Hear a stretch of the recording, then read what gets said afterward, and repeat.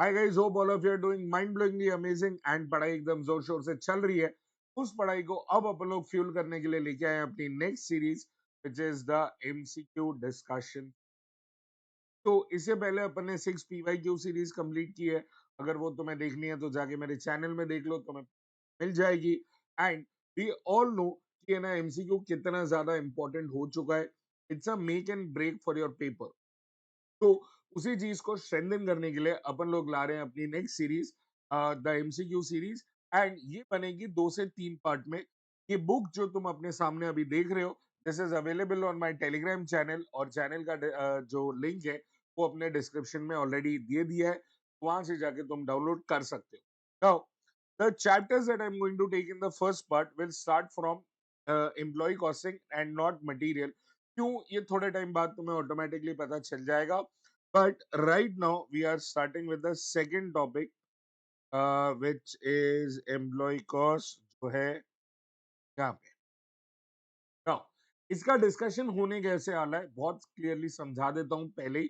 तो जितने भी छोटे क्वेश्चंस है, छोटे क्वेश्चंस जो भी है, उन सारे छोटे क्वेश्चंस के आंसर्स मैंने वहीं पे ही लिख दिया, अपन लोग फटाफट से समझ लेंगे। और जो बड़े वाले क्वेश्चंस है, केस सिनेरियो वाले टाइप के, उनके अपन लोग सोल्यूशन में जाके उसको डिस्कस करेंगे। अब सारे के सारे क्वेश्चंस और सोल्यूशन पूरी बुक अवेलेबल है, वापस से बोल रहा हूँ, जाके टेलीग्राम से डाउनलोड कर लेना। And let's begin without any further ado. I am starting with the next chapter, the first chapter rather, which is employee costs and direct expenses. चल आजा, देख क्या बोला हुआ है।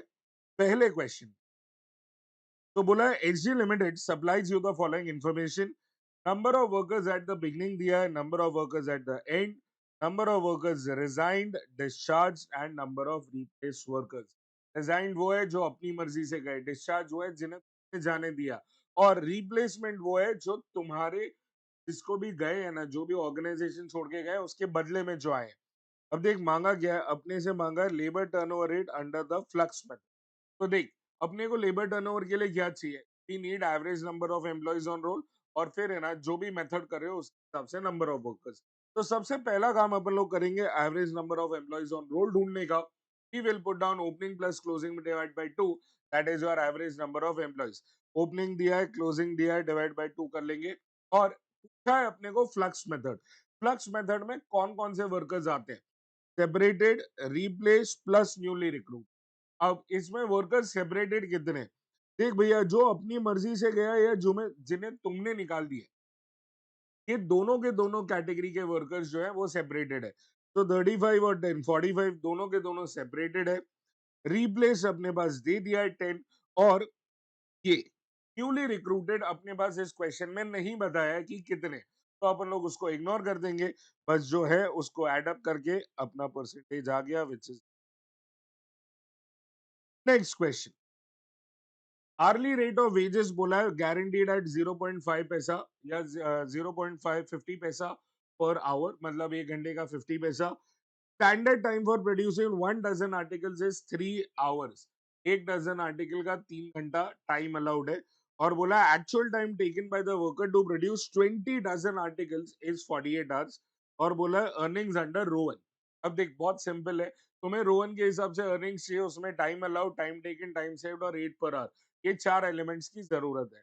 अब टाइम अलाउड कैसे मिलेगा, देख उन्होंने बोला है 1 डजन आर्टिकल्स बनाने का 3 घंटा है, for 1 doesn't it is 3 hours, तो 20 डजन के लिए कितना होगा, cross multiply 6 hours, this will be your time allowed. उसके सामने टाइम टेकन कितना है 48 आवर्स, और सामने टाइम सेव्ड आ जाएगा 12 आवर्स, बचा हुआ है 12 आवर्स। अब रेट पर आवर दिया है, टाइम अलाउड है, टाइम टेकन है, टाइम सेव्ड है, रोहन के फॉर्मूला में सब्स्टिट्यूट कर लो और अपना answer. Very very basic simple question. आगे देखते हैं क्या बोला है नेक्स्ट वाला। थर्ड में बोला है the accountant of Y limited has computed labour turnover rates for the quarter ended 31 March 2009 under replacement method. If the number of ये 5% है अंडर रिप्लेसमेंट मेथड। और बोला if the number of workers replace during the quarter is 30, find out the average number of employees on payroll.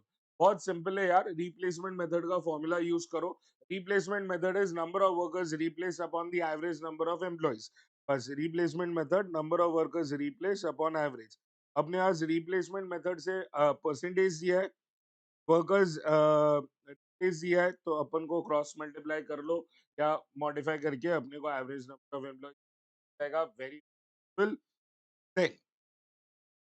comes in the fourth one. Fourth question में देख क्या बोला हुआ है. A worker takes 15 hours to complete a piece of work for which the time allowed is 20 hours. थोड़ा ध्यान से. Time allowed है 20 hours, टाइम टेकन है 15 hours. ये दो डिटेल मिलते ही टाइम सेव्ड ऑटोमेटिकली आ गया 5 hours boss. His rate per hour is 5, ये भी दे दिया. तो time allowed, time taken, time save, rate per hour, ये सब रेडी है. बोला गया है following additional information are also available. हाँ, अब इस क्वेश्चन में ना झोल हो चुका है. वो झोल क्या हुआ है समझ. तो फॉलोइंग एडिशनल इन्फॉर्मेशन में मटेरियल का कॉस्ट दिया है और फैक्ट्री ओवरहेड्स दिए और बोला calculate the factory cost under the following methods. Rowan और हेल्से में है ना, इन्होंने अपने से फैक्ट्री कॉस्ट मांगी है. अब टाइम अलाउड है, टाइम टेकन है, टाइम सेव्ड है और रेट पर आ रहे हैं. तो अपन लोग सबसे पहले हेल्से और रोवन से अर्निंग्स फाइंड करनी. अब देख झोल कहाँ हो गया. इंस्टीट्यूट ने पूछा फैक्ट्री कॉस्ट है, इंस्टीट्यूट ने पूछा फैक्ट्री कॉस्ट है, पर ऑप्शंस में है ना हेल्से और रोवन का ही अर्निंग्स दे दिया है. मतलब आइडियली यहाँ पे आंसर क्या होना चाहिए था. मटेरियल का 50 रुपए, वेजेस का 87.5 और इधर हो जाएगा 93.5 और फैक्ट्री ओवरहेड्स बोला 100% है, तो वो दोनों के दोनों सेम ऐड कर लेंगे. इनका total has to be the factory cost. But institute ने ना यहाँ पे सीधा 87.5 और 93.5 ही कर दिया. देखिए हो सकता है तुम्हारे साथ भी हो सकता है, थोड़ा सा ध्यान रखना. कभी कभार है ना क्वेश्चन घूम सकता है इस तरीके से. Be a little careful. Now आ जाते हैं अपन लोग अपने फिफ्थ क्वेश्चन पे. एकदम रैपिड रिवीजन. मैं ज्यादा टाइम लेना ही नहीं चाहता तुम लोग का, फटाफट फटाफट खत्म करते जाएंगे, ठीक है ना. तो देख क्या बोला हुआ है. क्वेश्चन नंबर 5 में the labour turnover rates for the quarter ended 30th June 2024 are computed as 14%, 8% and 6% under flux, replacement and separation method. If the number of workers replaced during the first quarter of the financial year is 36, then compute the following. Number of workers recruited and joined मांगा है and number of workers left and discharged मांगा है. अब एक बात है ना, बहुत अच्छे से समझ लो. यहाँ पे फ्लक्स क्या होता है. फ्लक्स है separated plus replaced plus newly recruited. अब इस क्वेश्चन में थोड़ा सा ध्यान दे. फ्लक्स कितना है. फ्लक्स है 14%, रिप्लेसमेंट है 8% और सेपरेशन है 6%. तो क्या न्यू रिक्रूटमेंट है क्वेश्चन में. न्यू रिक्रूटमेंट नहीं है. क्यों. क्योंकि सेपरेटेड और रिप्लेस मिला के ही फ्लक्स हो गया बॉस. तो there is no new recruitment over here. अब ये जानना जरूरी क्यों है सर. क्या करना है अपने को इसको जान के. देख वर्कर्स रिक्रूटेड एंड ज्वाइंट में कौन आता है. रिक्रूटेड एंड ज्वाइंट में आएगा रिप्लेस प्लस न्यूली रिक्रूट. समझ बात को. रिप्लेस प्लस न्यूली रिक्रूटेड आता है. अब इस क्वेश्चन में न्यूली रिक्रूटेड तो है ही नहीं और रिप्लेस तो क्वेश्चन ने दे रखा है.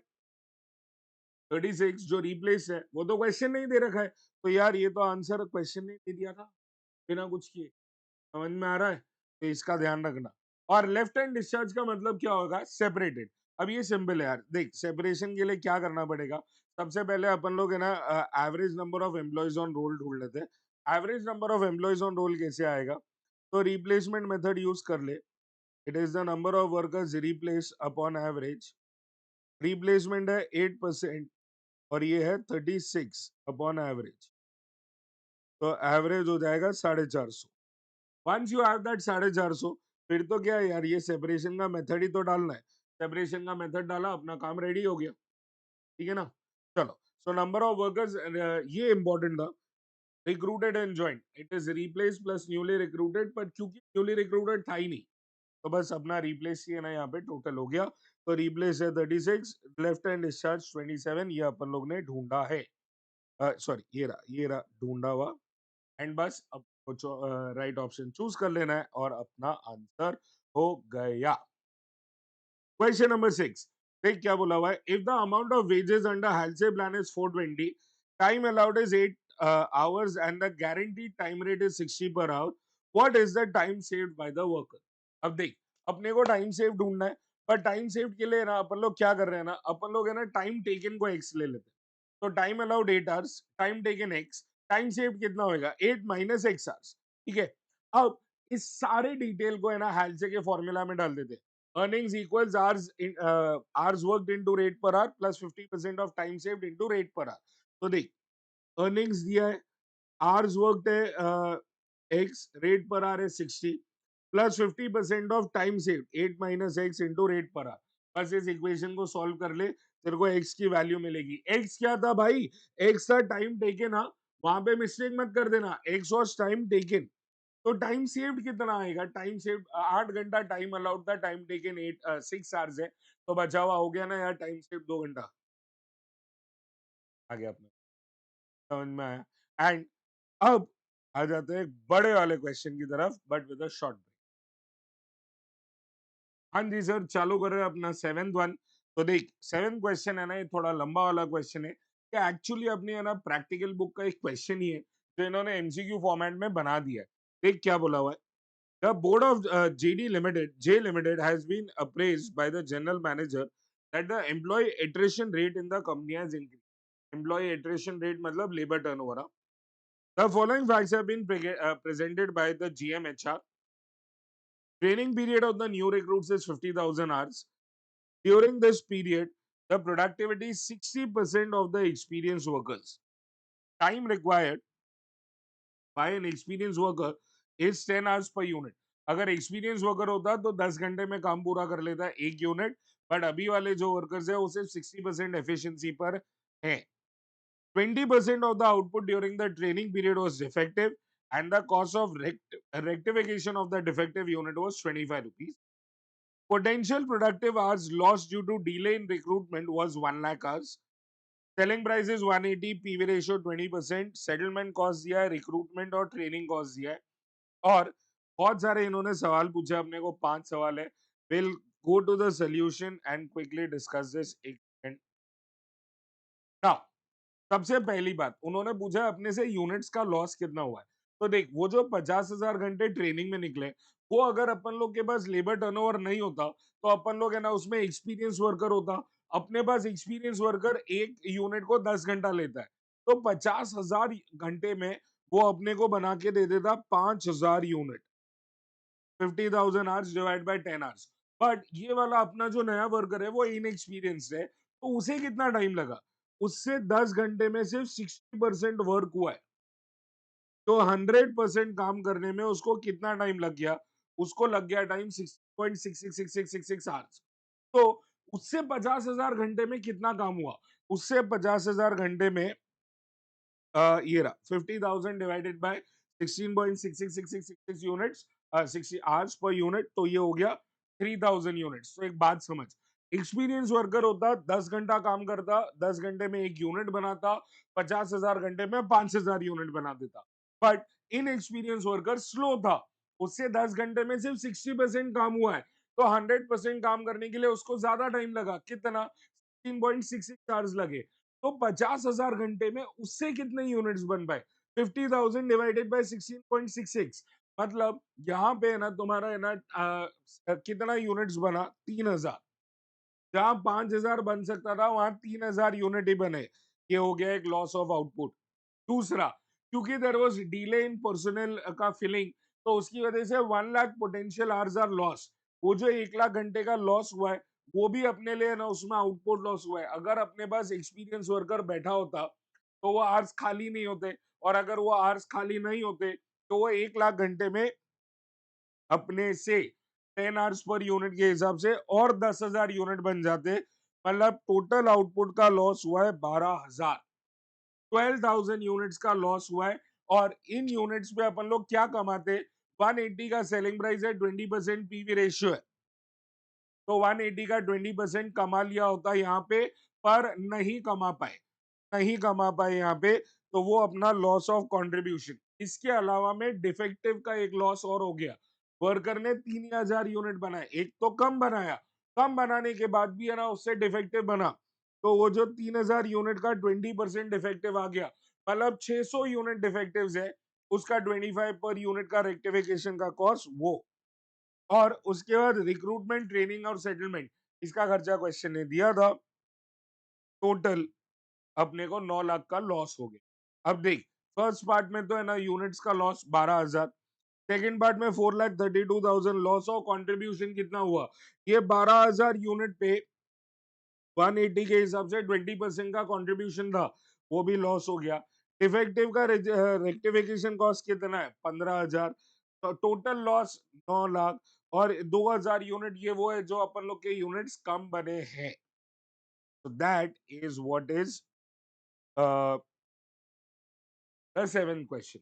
ठीक है, वेरी वेरी सिंपल, अपनी बुक का ही क्वेश्चन है, अपन लोग ने इसे सॉल्व भी किया है डिस्क्रिप्टिव में, बट अब एक एमसीक्यू फॉर्मेट में भी है।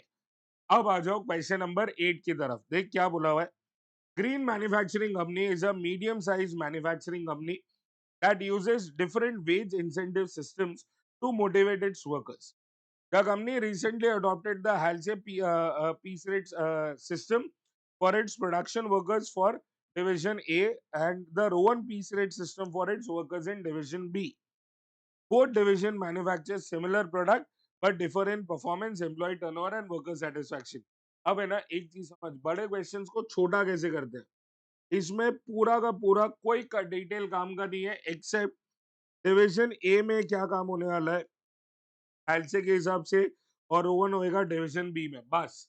Division A Halsey, division B Rowan है, और कोई डिटेल काम की नहीं है, तो ज्यादा दिमाग ही मत लगाओ। आगे देख क्या बोला है। In division A where the Halsey system is use, standard time to complete a job is 5 hours, ये अपना टाइम अलाउड हो गया boss, and the hourly rate is 100 rate per hour. An employ named Ravi completed the job in 4 hours, तो देख time allowed 5 hours, time taken 4 hours, time set 1 hour, rate per hour 100, सब हो गया। और बोला है under the Halsey scheme, the worker is entitled to 50% of the time saved, which directly influences Ravi's total earnings. ठीक है. In Division B, Rowan system is used. The standard time to complete the job is 6 hours and the hourly rate is also 100. Employee named Sita completed the job in 5 hours. तो अब ये division B का time allowed, time taken, time से rate पर आ रहा है, ठीक है। Rowan scheme provides a proportionate increase in wages based on the time saved related to the standard time, affecting Sita's total earnings. अब ये पैराग्राफ क्या बोल रहा है, ये पैराग्राफ बोल रहा है तुम जो वो है ना फॉर्मूला में लिखते हो ना, time saved upon time allowed into time taken, की बात कर रहा है। देख क्या बोला है, it provides proportionate increase in wages based on time saved relative to the standard time। जितना ज्यादा होगा time saved upon time allowed का रेशियो, उतना ज्यादा तुम्हारा बोनस बढ़ेगा, उतना ज्यादा अर्निंग्स बढ़ेगा, is what they are trying to say. Employee turnover has also been a point of concern for Green Manufacturing Limited. आगे बोला है in division a employee turnover ratio stands at 20%, while at division B employee turnover ratio is at 15%. Management is evaluating whether the incentive schemes are influencing worker retention and overall productivity.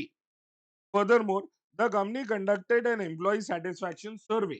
Very interesting. Employee satisfaction survey. और बोला है in division A, 65% of the workers workers reported feeling dissatisfied with the incentive system, citing that they don't feel adequately rewarded for their performance. Division A में क्या था, HALSE.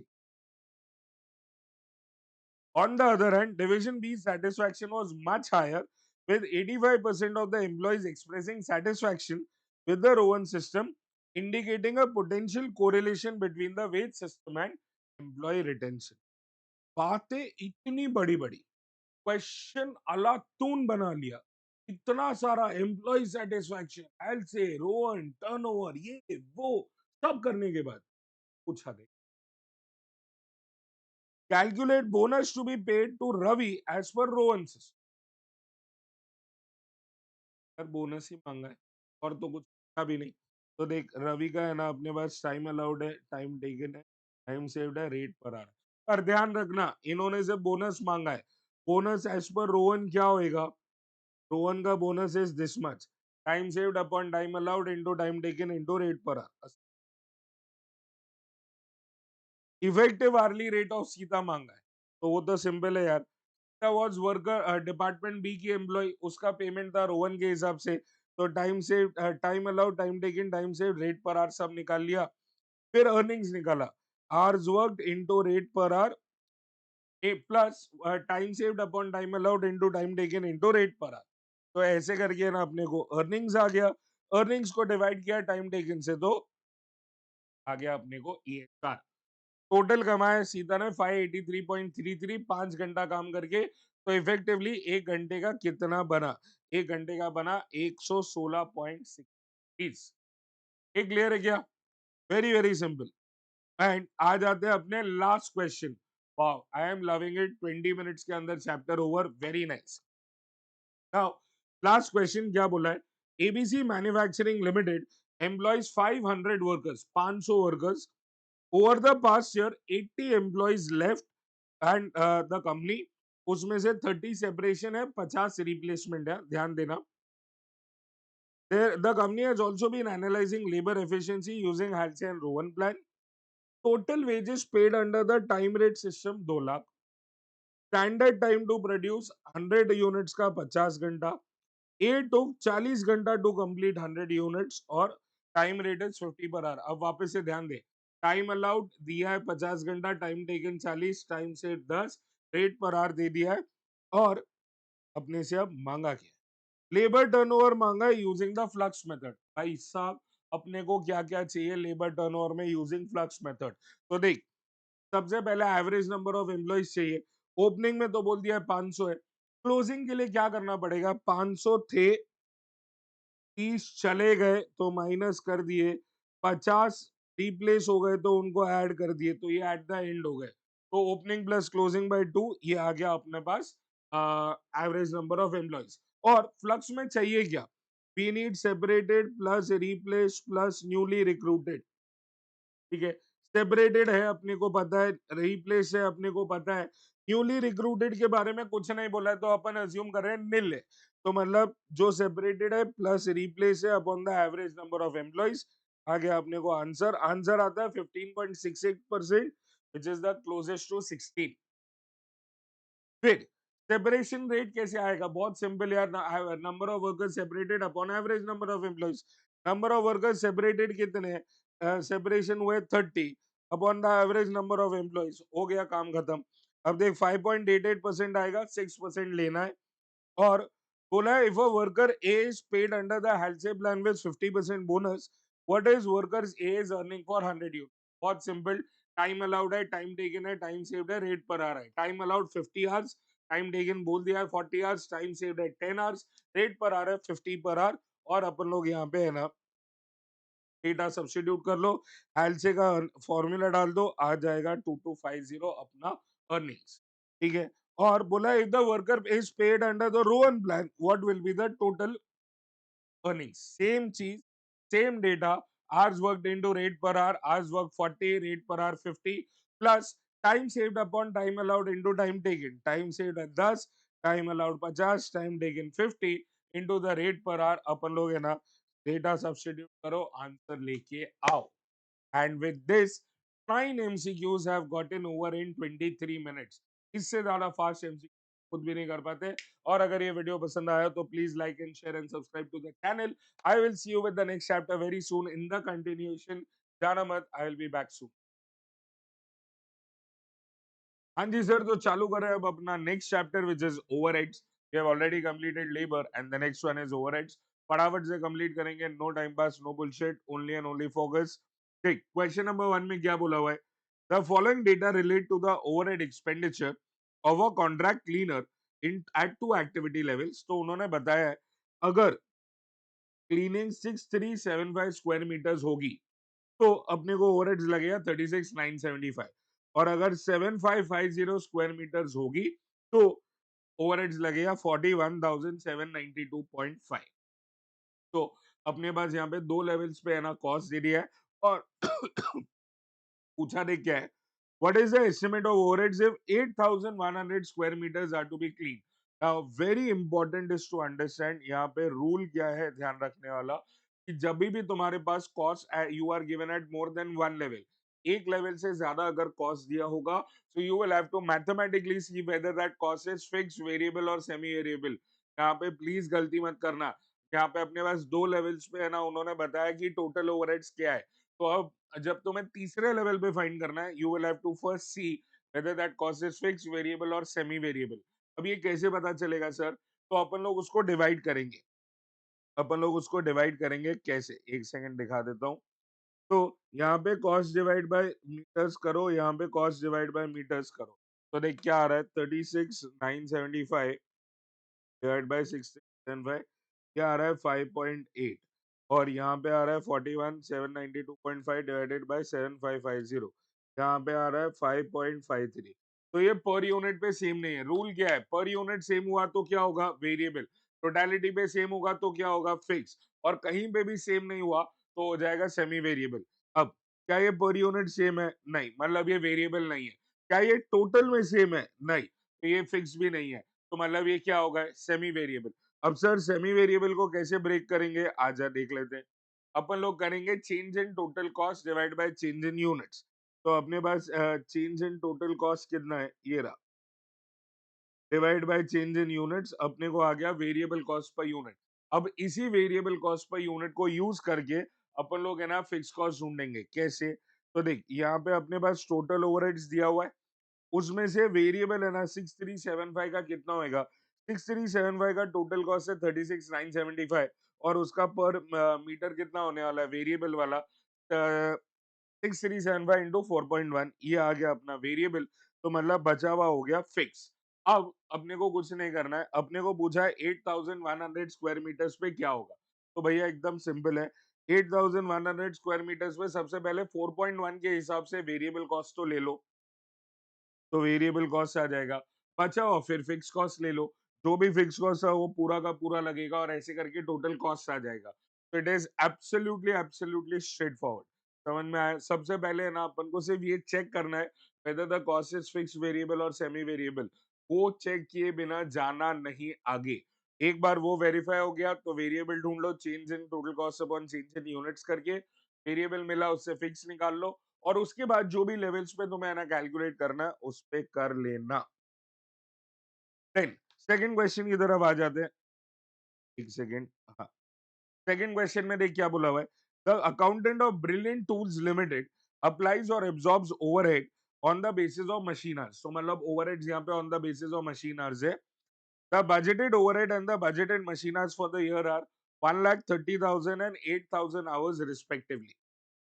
तो अपने को budgeted overheads दे दिया है, बजटेड आवर्स दे दिया है, यहाँ से अपने को एब्जॉर्प्शन रेट आ जाएगा। Budgeted overheads upon budgeted hours, absorption rate है 16.25 फॉर वन मशीन आवर। एक घंटा मशीन चलाया, एक घंटा, तो 16.25 का ओवरहेड्स लगेगा। आगे देख क्या बोला है, the actual overhead and the machine hours incurred were 1,37,500 and 10,000 hours. तो एक्चुअल ओवरहेड और एक्चुअल आवर्स दे दिए, और बोला है the cost of good sold and inventory data compiled for the year is as follows. तो मटेरियल कितना है, कॉस्ट ऑफ गुड सोल्ड कितना है, WIP फिनिश गुड्स कितना है, और देख क्या पूछा है, देख what is the amount of over और under absorbed overheads for the year. मतलब ये सारा डेटा है ना, ये कुछ काम का नहीं था तुम्हारे के लिए, मटेरियल का, COGS, फिनिश गुड, WIP, कोई लेना देना ही नहीं है। तुम्हें क्या देखना था कि अमाउंट कितना अप्लाई किया या एब्सॉर्ब किया, और उसके सामने कितना इनकर कर दिया। इतना सा क्वेश्चन है पर डेटा कितना सारा दिया है। MCQ में इस चीज का ध्यान रखना, ये घुमा सकते हैं। तो नाउ यहाँ पे देख ले, बहुत सिंपल है। 1,30,000 अपना ओवरहेड्स था, और उसके सामने 8,000 मशीन आवर्स के ऊपर अपन लोग ने काम किया है। 1,30,000 में 8,000 मशीन आवर्स, मतलब अपना ओवरहेड कितना हुआ, 16.25 पर मशीन आवर। अब एक्चुअल में कितना आवर्स काम किया, एक्चुअल में 10,000 आवर्स काम किया, तो 10,000 आवर्स इंटू 16.25, इतना पैसा अपन ने रिकवर किया है, 162,500 जितना अपन ने रिकवर किया है। और उसके सामने सॉरी, और उसके सामने अपन लोग ने इनकर कितना कर दिया, अपन लोग ने इनकर किया है 1,37,500। मैं हमेशा ऐसे बोलता हूँ कि जो अपन लोग ने रिकवर किया ना, वो अपना वसूली 16.25 के हिसाब से अपन वसूली भाई ने 16.25 10,000 आवर्स पे वसूल किया है, तो इतना पैसा मिल गया, 162,500 मिल गया। उसके सामने दिया कितना है, 137,500। तो आया 162,500, गया 137,500। बोल, ओवर एब्जॉर्प्शन या अंडर एब्जॉर्प्शन? ये हो गया over absorption. Are we understanding? आया ज्यादा, फायदा पैसा मिला ज्यादा, गया कम। तो जो मिला ज्यादा तो मतलब तुम्हें फायदा हो गया, तो ओवर एब्जॉर्प्शन। जेब से ज्यादा पैसे चले गए, नुकसान हुआ, तो अंडर एब्जॉर्प्शन। बस इतना सा ध्यान रखना, एकदम बेसिक कॉमन सेंस है, एकदम परफेक्ट याद रहेगा। ठीक है, नेक्स्ट क्वेश्चन नंबर 3 में देख क्या बोला हुआ है। तो यहाँ पे ना अपने को बोला है, during the half year ending inter departmental review meeting of P limited, cost variance report was discussed and the performance of the departments were assessed. The following figures were presented. For the first 6 months of the financial year, following information was extracted from the books. तो इन्होंने देख क्या बोला हुआ है, actual production overheads दे दिया है 34,08,000 है। The amount is inclusive of the payments below. So paid as per court's order, expense of previous year booked in the current year, paid to workers for strike period and obsolete stores written off. ये सारे के सारे expenses one of nature के हैं। तो these are all one of nature expenses. इनमें कोई भी है ना इंक्लूड नहीं करना है अपने ओवरहेड में। अपन लोग अपना एक्चुअल ओवरहेड कितना मानेंगे? Actual overhead will be 34,08,000 minus 4,50,000 minus 1,00,000 minus 4,20,000 और माइनस 36,000। तो अपन लोग एक्चुअल ओवरहेड्स मानेंगे सिर्फ 24,20,000। कोई भी one time one of expense कभी हो गया, वो है ना ओवरहेड्स नहीं है, क्योंकि वो रेगुलर नेचर में ओवरहेड्स नहीं है। अपने पास इन कॉस्ट को लिखने के लिए हेड नहीं होता, इसलिए अपन लोग इसको ओवरहेड्स लिखते हैं। Otherwise this is not overheads, please ध्यान रखना इस बात का। तो अपन लोग एक्चुअल ओवरहेड्स मानेंगे 24,22,000। और प्रोडक्शन एंड सेल्स डेटा बोला हुआ है फॉर द फर्स्ट 6 मंथ्स। उसमें production of finish goods is 1,10,000 units और WIP 50% complete in all respects is 80,000 units. और सेल्स कितना हुआ है फिनिश गुड्स का? 90,000 यूनिट। मतलब देख, 1,10,000 बनाया और 90,000 बेचा, 20,000 यूनिट आज भी स्टॉक में पड़ा है, ध्यान रखना। एंड बोला है machine hours work during the period was 3,000। और बोला क्या देख, at the preparation of the revenue budget it was estimated that 50,40,000 would be required for a budgeted machine hours of 6,000 as production overheads for the entire year. This is your budgeted data. तुम्हें ना यहाँ पे budgeted overheads upon budgeted hours करना पड़ेगा। Budgeted overheads कितना है? 50,40,000 और budgeted hours है 6,000। तो ये 50,40,000 डिवाइडेड बाय 6,000, ये हो गया 840 rupees per hour. This is your absorption rate. इधर से तुम्हें तुम्हारा एब्जॉर्प्शन रेट मिला है। नाउ आगे देख क्या बोला हुआ है। During a meeting a data analytic report revealed that 40% of the under or over absorption of overheads was due to defective production policies। मतलब ये तुम्हारी मिस्टेक है, डिफेक्टिव प्रोडक्शन पॉलिसी तुम्हारी मिस्टेक है। तुम्हारी मिस्टेक का भुगतान कौन भरेगा? तुम्हारा नुकसान कौन करेगा? तुम खुद करोगे। तो मतलब इसका जो 40% आएगा अंडर एब्जॉर्प्शन का, वो जाएगा कॉस्टिंग P&L के अंदर। And the balance was attributable to increase in cost. तो देख अपने पास क्या क्या दिया हुआ है। You were also present at the meeting. The chairperson of the meeting has asked you to be ready with the followings for the performance appraisal of the departmental heads. सबसे पहले अपने से बजटेड मशीन आवर पूछा है, वो 840 अपन ने निकाल लिया। Budgeted overheads upon budgeted hours, सीधा 840 यहाँ पे आ गया।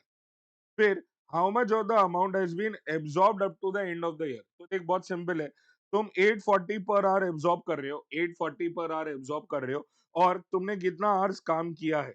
तुमने 3,000 घंटे काम किया है, तो हर घंटे का 840 के हिसाब से तुमने वसूली किया है। तो 3,000 घंटे में कितना घंटे कितना वसूली हो गया?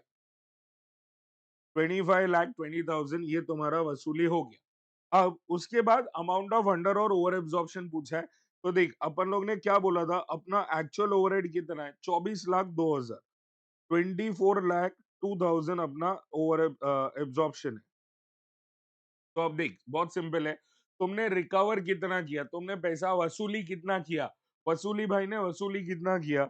वसूली भाई ने वसूली किया 25,20,000। इतना पैसा आया, गया अपनी जेब से इतना पैसा। तो आया है 25,02,000, गया है 24। सॉरी, आया है 25,20,000 और गया है 24,02,000, माय बैड। तो देख, यहाँ पे ना मिले अपने को ज्यादा है, पैसा ज्यादा मिला और उसके बाद गया कम है। 24,02,000, ये आया है 1,08,000। 1,18,000, ये क्या हो गया? अपना ओवर एब्जॉर्प्शन हो गया। किधर है? 1,18,000 ओवर एब्जॉर्ब। ठीक है। और उसके बाद अपने को सप्लीमेंट्री रेट कैलकुलेट करना है। सप्लीमेंट्री रेट के लिए क्या करना पड़ेगा? देख, यहाँ पे थोड़ा सा समझ ले। तो देख, बहुत सिंपल है। अपन लोग का है ना 1,18,000 जो है वो ओवर एब्जॉर्प्शन आया है, और उसमें से है ना 40% तो जाएगा कॉस्टिंग बीएनएल में, के कॉस्टिंग बीएनएल में, और बचा हुआ अमाउंट आएगा सप्लीमेंट्री रेट में।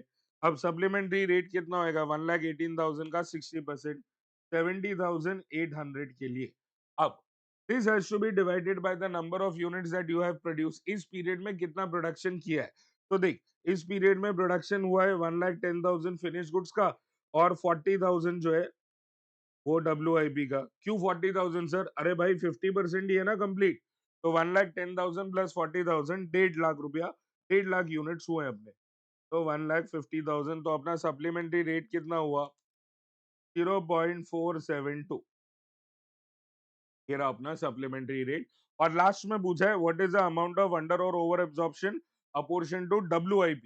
WIP के यूनिट्स कितने थे? अभी डिस्कस किया था 40,000। तो 0.472 इंटू 40,000, 18,880। अब तुम सोचोगे सर ये तो ओवर एब्जॉर्प्शन हो गया, ओवर एब्जॉर्प्शन में भी क्या सेम स्टेप करने पड़ते? The answer is yes. Same to same steps over absorption में भी होते हैं। अगर अंडर एब्जॉर्ब होता तो भी यही करते, ओवर एब्जॉर्प्शन है तो भी यही करोगे। सब कुछ सेम टू सेम रहेगा, no change at all. Everything remains as it is. समझ में आया? तो यहाँ पे कोई भी चेंज नहीं आएगा, be absolutely careful with that. अब चालू करते हैं अगला क्वेश्चन। तो देख, क्वेश्चन नंबर 4 में क्या बोला हुआ है? ABC manufacturing allocates its factory overhead cost based on machine hours। तो मतलब वापस on the basis of machine hours है।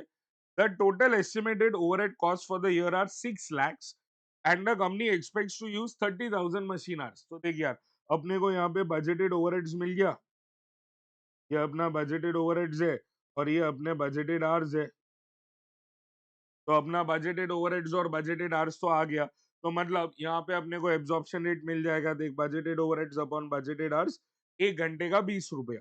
और बोला है during the job 300 hours was use. Job a पे 300 घंटा यूज हुआ है, तो 20 रुपया पर आवर इंटू 300 घंटा, मतलब अमाउंट ऑफ ओवरहेड्स कितना हो जाएगा? 6,000। कितना एलोकेट करेंगे? 20 पर आवर इंटू 300 आवर्स, 6,000। हो गया काम। ठीक है। क्वेश्चन नंबर 5 देख क्या बोला हुआ है?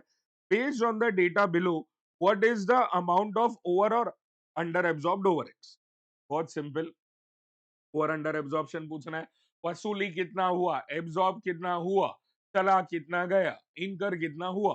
बहुत सिंपल यार। तो देख, बजटेड ओवरहेड्स कितना है? 5,25,000, और बजटेड मशीन आवर्स है 17,500।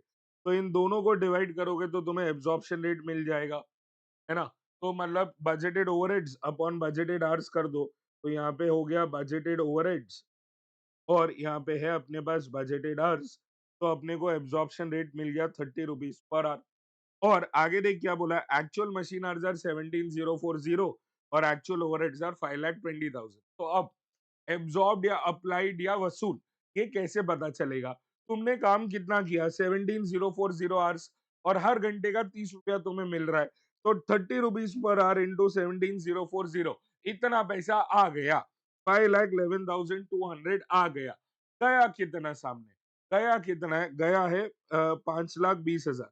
तो देख, आया 5,11,200, गया 5,20,000। तो यहाँ पे क्या हुआ? आए कम गए ज्यादा, आए हैं पैसे कम गए ज्यादा। तो क्योंकि गए ज्यादा मतलब ये हो गया अंडर एब्जॉर्प्शन बाय 8,800। है। अब आगे वाला क्वेश्चन, ये ना, मतलब I love this question for one fact. ये है ना, ये क्वेश्चन एक्चुअली अपना मशीन आवर रेट का पूरा फुल फ्लेजेड क्वेश्चन ही है, जो इन्होंने एमसीक्यू फॉर्मेट में ही डाल दिया। सेम टू सेम क्वेश्चन, सब कुछ सेम, नाम चेंज कर दिया, लिट्टो लिमिटेड लिख दिया। पहले ये कुछ और लिमिटेड था, अब है ना ये लिट्टो लिमिटेड हो गया। ठीक है, बाकी सब कुछ सेम है। तो देख क्या बोला हुआ है, Litto Limited is a manufacturing company which has a machine shop cost center that contains three machines of equal capacity. To operate these three machines, 9 operators are required. That is three operators on each machine. तो एक machine पे तीन तीन लोग काम कर रहे हैं. Operators are paid 20 per hour. The factory works for 48 hours in a week, which includes 4 hours of setup time. बहुत सिंपल है. तो मतलब अपने प्रोडक्टिव आवर्स कितने हो गए, 48 आवर्स में से 4 आवर्स सेटअप है, तो मतलब 44 आवर्स जो है वो अपना सेट हो जाएगा एज वर्किंग आवर्स या प्रोडक्टिव आवर्स. आगे बोला है work is done jointly by the operators और operators are paid fully for the 48 hours. एक सिंपल है यार, ये होगा ही. क्यों? ये ना जो मशीन सेटअप हो रहा है वो कौन कर रहा है, मशीन सेटअप भी तो वर्कर ही करेगा ना. तो उसने तो 44 आवर्स चलाने में भी डाला है, 4 घंटा सेटअप में भी डाला है, तो उसको तो पूरा 48 आवर्स का पेमेंट देना ही है. वो लोग भी वही बोल रहे हैं. और आगे देख क्या बोला है, in addition they are paid a bonus of 10% of the productive time. इसको है ना अपन लोग बहुत मस्त है ना करेंगे. देख अपने को बोनस कितना देना है, प्रोडक्टिव आवर्स का 10%. तो देख 48 आवर्स अपने टोटल है, उसमें से 4 घंटा तो तुम्हारा है ना नॉन प्रोडक्टिव टाइम है. तो मतलब 44 आवर्स है ना अपना प्रोडक्टिव टाइम हो गया. इसका 10% है ना अपन लोग बोनस दे देते, मतलब 4.4 आवर्स की बोनस मिल जाएगी. अब इसका मतलब क्या हुआ, इसका मतलब क्या हुआ कि तुम लोग है ना 48 आवर्स की तो उसको पेमेंट करोगे ही और 4.4 आवर्स की बोनस दे दोगे. तो मतलब यहाँ पे तुम्हारी टोटल पेमेंट कितनी जाएगी वर्कर को, 48 आवर्स जो उसने काम किया उसका हक का था वो, और 4.4 आवर्स बोनस का, मतलब 52.4 आवर्स का है ना यहाँ पे है ना अपने को टोटल अमाउंट बन गया. अपन हर हफ्ते 52.4 आवर्स का पेमेंट करेंगे वर्कर को. ठीक है. और आगे देख क्या बोला, cost are reported for this company on the basis of 13 4 week. मतलब क्या हुआ, एक पीरियड में 4 हफ्ता है और ऐसे 13 पीरियड्स है तुम्हारे पास. एक पीरियड में 4 हफ्ता है और ऐसे 13 पीरियड्स है. तो देख 4 वीक्स का एक पीरियड इंटू 13 वीक्स, 4 वीक्स का एक पीरियड इंटू 13 पीरियड्स कर दोगे तो मतलब ये तुम्हारा 52 वीक्स हो गया यहीं पर ही. ठीक है. तो अब यहाँ पे ना कॉस्ट ना मंथली बेसिस पे नहीं है, 4 वीकली बेसिस पे है. और ध्यान देना मेरे भाई, 4 weeks and 1 month is not the same. तो यहाँ पे ना दोनों में डिफरेंस है. तो अब इसकी वजह से क्वेश्चन के डायनेमिक्स कैसे चेंज होगा, अगर कोई कॉस्ट तुम्हारे पास पर एनम है तो उसको डिवाइड बाय 52 वीक्स करना, एक हफ्ते का कॉस्ट मिलेगा, इनटू 4 वीक्स करना तो 4 हफ्ते का कॉस्ट मिलेगा. Be absolutely careful with that, उसका एकदम खास ध्यान रखना है. ठीक है. और आगे क्या बोला है देख, the company for the purpose of machine hour rate includes the direct wages of the operator and also recoups factory overheads allocated to the machine. The following details of factory overheads applicable to the cost center are as for available. तो सबसे पहला depreciation है, उसमें 10% per annum है on the original cost of the machine. और बोला original cost is 52,000. ठीक है, डिप्रिसिएशन निकाल लेना. मेंटेनेंस एंड रिपेयर्स है पर वीक पर मशीन 60 रुपए, एक वीक का एक मशीन का 60 रुपए. उसके बाद consumable stores per week per machine है 75 रुपीज. और क्या बोला है देख आगे, power 20 units per hour per machine at the rate of 80 पैसे पर यूनिट. और बोला है no power is use during setup hours. तो देख अपना तो स्टैंडर्ड अजम्पशन भी यही होता है ना यार, सेटअप और मेंटेनेंस में पावर लेते ही नहीं है. इन्होंने वापस से वही चीज फिर से बोल दी.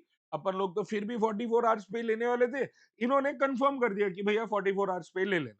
ठीक है. और बोला है अपोर्शनमेंट, हाँ ये इंपॉर्टेंट है भाई, apportionment to the cost center. Cost center मतलब डिपार्टमेंट, डिपार्टमेंट में मतलब 3 मशीन है. तो प्लीज ये चीज का ध्यान रखना, apportionment to the cost center मतलब डिपार्टमेंट की बात चल रही है और डिपार्टमेंट में 3 मशीनें हैं. और उसके बाद आगे देख क्या बोला हुआ है, रेंट दिया है per annum, heat and light दिया है, foreman salary, other miscellaneous expense, 4 खर्चे दिए. अब ये सबसे पहले तो पर एनम है, तो मतलब इसको divide by 52 weeks into 4 weeks ये तो करना ही पड़ेगा, तब जाके 4 हफ्ते का कॉस्ट मिले. अब 4 हफ्ते का कॉस्ट है कितनी मशीन के लिए, वो पूरे डिपार्टमेंट के लिए, पूरे डिपार्टमेंट के लिए. तो डिपार्टमेंट में मशीनें कितनी है, 3. तो उसको डिवाइड बाय 3 भी करना पड़ेगा, डबल डिविजन होएगा यहाँ पे, ध्यान रखना है। और आगे देख क्या बोला है, what is the effective machine hour for the 4 week period. बहुत सिंपल है यार, ये तो इधर ही कर लेते हैं। इफेक्टिव मशीन आवर्स कैसे आएंगे यार, देख तुम है ना 44 आवर्स काम कर रहे हो एक हफ्ते में, 48 टोटल है, उसमें से 4 घंटा तो तुम्हारा सेटअप में निकल जा रहा है, तो मतलब तुम है ना 44 आवर्स काम कर रहे हो एक हफ्ते में, इंटू 4 वीक्स कर लेना यार, बहुत सिंपल। तो ये हो गया 176 आवर्स, आ गया अपना आंसर। उसके बाद क्या बोला हुआ है, what is the bonus and power expenses for the 4 week period, ये वर्किंग में देखेंगे, मशीन एक्सपेंसेस वर्किंग में देखेंगे और मशीन आर रेट भी वर्किंग में। अच्छा, अपन लोग अब है ना इसकी वर्किंग देख लेते हैं फटाफट। तो देख, सबसे पहले ना ऑपरेटर्स वेजेस है, ऑपरेटर का वेजेस कैसे आएगा देख, सबसे पहले अपन ने ये तो डिसाइड कर ही लिया था कि 52.4 आवर्स की पेमेंट करनी है, 48 आवर्स जो उसका हक का है वो, और 4.4 आवर्स की बोनस देनी है, तो 52.4 आवर्स तो देना ही है, ठीक है। अब ये एक हफ्ते का था मेरे भाई, एक हफ्ते का, तो इंटू 4 वीक्स कर रहे हैं, तो यहाँ पे अपने को है ना मिल जाएगा अपने को टोटल अमाउंट। अच्छा ये है ना यहाँ पे फिर ये एक मिनट ना, टाइपिंग एरर हो गया, ये 3 ऑपरेटर है। क्यों 3 ऑपरेटर है, क्योंकि they are working jointly on the machine, तो मतलब यहाँ पे है ना अपने आप को है ना 3 लोगों को अपने को पेमेंट देनी पड़ेगी। तो यहाँ पे देख सिंपल 52.4 आवर्स एक हफ्ते का इंटू 4 वीक्स, ऐसा 3 ऑपरेटर को देना है 20 पर आवर के हिसाब से, इसलिए 12,576 हो गया ऑपरेटर। और इसमें ना मैं तुम्हें बता दूं, सिर्फ ऑपरेटर और ऑपरेटर का और अपना पावर का, ये दोनों खर्चे है ना, दैट इज समथिंग जो थोड़ा सा डिफरेंट है, बट इसके अलावा तो बहुत सिंपल है। नेक्स्ट देख अपने पास क्या खर्चा था, डेप्रिसिएशन। अब डेप्रिसिएशन के लिए क्या बोला था, 52,000 की मशीन है, 10% का डेप्रिसिएशन है, मतलब 5,200 डेप्रिसिएशन हुआ पूरे साल का। अपन तो 4 हफ्ते का ढूंढ रहे हैं, तो divide by 52 weeks into 4 weeks. Maintenance और स्टोर्स तो है ना सिंपल दे ही रखा था, पर वीक दिया होता, इंटू 4 वीक्स कर लो। पावर, अब पावर समझ कैसे आएगा, तो मैं ना पावर सिर्फ प्रोडक्टिव आवर्स में यूज करने वाले हो।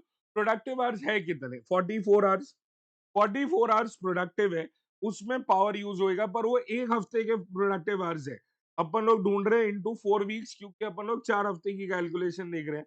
तो 44 आवर्स इंटू 4 वीक्स, इतना है ना अपना बनता है क्या, टोटल आवर्स, जिसमें अपन लोग इलेक्ट्रिक पावर कितना लेंगे, पावर लेंगे 20 यूनिट्स के हिसाब से, इतना इंटू 20 यूनिट्स अपन लोग पावर कंज्यूम करेंगे, और एक यूनिट है ना अपने को 0.8 का पड़ने वाला है। तो एक बार वापस, 44 आवर्स काम करोगे एक हफ्ते में इंटू 4 वीक्स, इतने 176 आवर्स तुमने काम करना है, और वो 176 आवर्स में इलेक्ट्रिसिटी कितना कंज्यूम होगा 20 यूनिट्स के हिसाब से, तो 176 आवर्स इंटू 20 यूनिट्स, इतना है ना टोटल यूनिट्स हो जाएगा इंटू 0.8 पर यूनिट, तो आ गया अपना टोटल। है। और लास्ट में ना अपने पास अपोर्शन कॉस्ट है, इसके लिए एक शॉर्टकट रखा है मैंने, देख सिंपल है, अपन लोग सारे कॉस्ट को पहले ऐड कर लो, ठीक है, अपने पास जो चारों कॉस्ट है वो ऐड कर लो, वो आ रहा है 46,080। Now that is for the whole year, पूरे साल का है वो, तो divide by 52 weeks into 4 weeks करेंगे, तो अपने को 4 हफ्ते का मिलेगा, पर वो जो 4 हफ्ते का मिलेगा that is for the entire 3 machines, entire department, पूरे कॉस्ट सेंटर के लिए है वो, तो उतना खर्चा तीनों मशीन के लिए है, तो उसको लास्ट में डिवाइड बाय 3 कर देंगे, और ऐसे करके टोटल कॉस्ट आ जाएगा। Once you have the total cost, इसको प्रोडक्टिव आवर्स से डिवाइड कर लो, अपने आप मशीना रेट आ जाए। Very simple question, very interesting question. Important क्या है, ऑपरेटर का वेजेस, पावर, और थोड़ा बहुत या अपोर्शन कॉस्ट, बस, इसके अलावा तो सब चिंदी था इसमें, तो इतना थोड़ा सा ध्यान रखना है ना। चलो अब आ जाते I think towards the next question, question number 7, ये भी अपने को सोल्यूशन से वेरीफाई करना पड़ेगा। देख क्या बोला हुआ है, XYZ limited manufactures two products A and B in the factory, which has three departments, two production departments, machining and assembly, and one service department which is maintenance। ठीक है, तो अब यहाँ पे मशीनिंग है, असेंबली है और मेंटेनेंस है, और बोला गया है the following details are provided for the apportionment of accounting and accounting of the overheads. तो देख मशीनिंग डिपार्टमेंट कॉस्ट, भैया मशीनिंग क्या था, it was the production department, assembly वाला भी प्रोडक्शन डिपार्टमेंट, मेंटेनेंस वाला कॉस्ट कौन सा है, ये सर्विस डिपार्टमेंट है। और इन्होंने है ना मशीन आवर्स बोल दिया, मशीनिंग डिपार्टमेंट में 5,000 घंटे, और labour hours in the assembly department 10,000 घंटे। तो इससे अपने को रेट पर आवर मिलेगा, you will find your rate per hour with this. और बोला गया the overheads of the maintenance department are to be reapportion to machining and assembly in the ratio of 3:2। मतलब ये वाला खर्चा है ना 3:2 के रेशियो में डिवाइड हो जाना है। ओके सर, डन, ये भी कर लेंगे। आगे क्या बोला है, एडिशनल इंफॉर्मेशन में product A uses 1200 machine hours and 3000 labour hours, B uses 800 machine hours and 2000 labour hours. और मांगा क्या है, machine hour rate for the machining department and overhead cost for A. बहुत सिंपल है, आराम से समझ जाएगा, एक सेकंड बस है ना, यहाँ पे तुम्हें दिखा देता हूँ कैलकुलेशन कैसे आ रही है।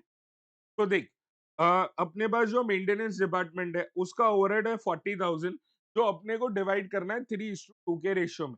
तो 40,000 इंटू 3/5, 40,000 इंटू 2/5, तो ऐसे करके 24,000 और 16,000 अपने पास है ना मेंटेनेंस डिपार्टमेंट अपन ने डिवाइड कर दिया। तो अपने पास ओवरहेड्स जो ऑलरेडी था और जो आया उन दोनों को ऐड कर दिया, this is overheads as per secondary distribution. और ये overheads as per secondary distribution को आर से डिवाइड कर लेंगे। आर्स कितने हैं, आर्स है ना मशीन आर्स, मशीनिंग डिपार्टमेंट में 5,000 घंटे और असेंबली डिपार्टमेंट में 10,000 लेबर आवर्स है। और अपने को यहाँ पे है ना आ गया रेट 34.8 पर मशीन आर, 9.1 पॉइंट पर लेबर आवर। तो अब प्रोडक्ट ए में कॉस्ट कितना होगा, प्रोडक्ट ए में कॉस्ट कितना होएगा, तो यहाँ पे है ना प्रोडक्ट ए 1200 मशीन आवर्स है, 1200 मशीन आवर्स इंटू 34.8। वो अपन लोग ने है ना, उन्होंने बोला था कि ए में कितना आवर्स यूज हुआ है, 1200 मशीन आवर्स और 3,000 लेबर आवर्स। तो 1200 मशीन आवर्स और 3,000 लेबर आवर्स का अपने पास क्या कॉस्ट आएगा, तो 1200 मशीन आवर्स इंटू 34.8 और 3,000 labour hours into 9.1, this will get you your answer. बहुत सिंपल है, बहुत सिंपल। बट ध्यान रखना है कि है ना मिस्टेक है ना कैलकुलेशन में ना कर बैठो।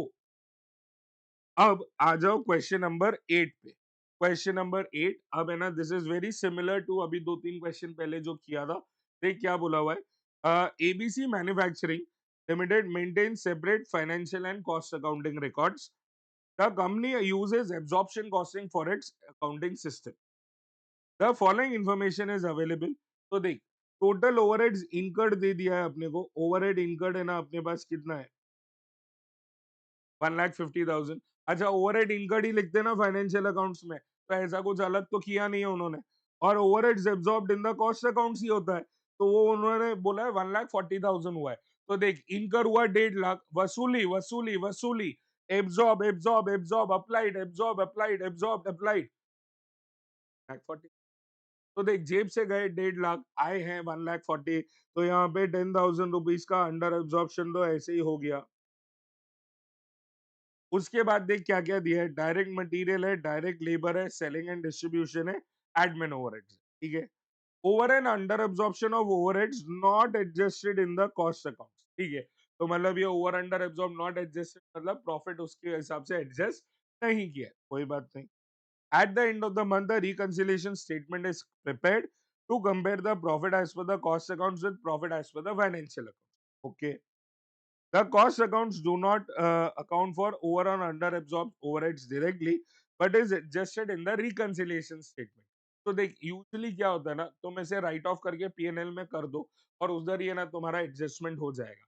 बट ये लोग बोल रहे हैं कि हम राइट ऑफ नहीं करते हैं, हम है ना इसको रिकंसिलिएशन स्टेटमेंट में एडजस्ट करेंगे। तो ठीक है, तब कर लेना।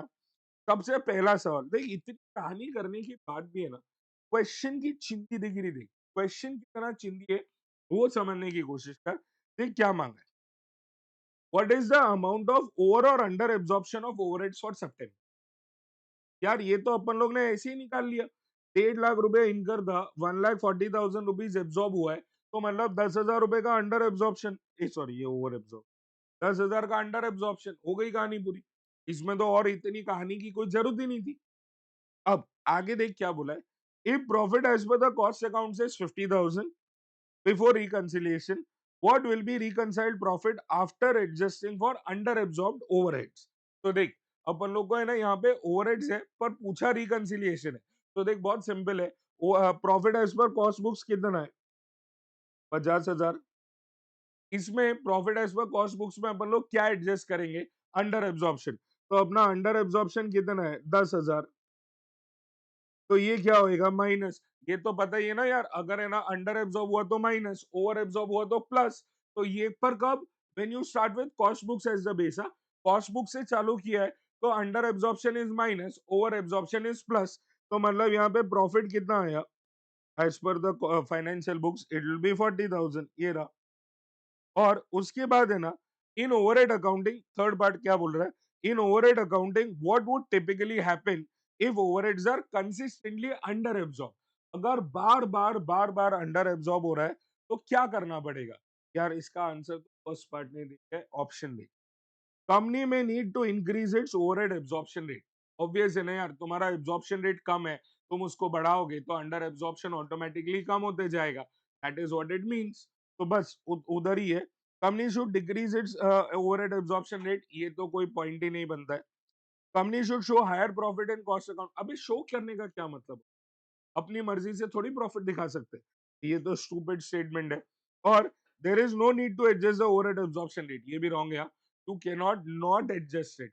तुम अगर अंडर एब्जॉर्ब हो रहे हो then it means that you have something wrong with your absorption rate, वो तुम्हें ठीक करना ही है।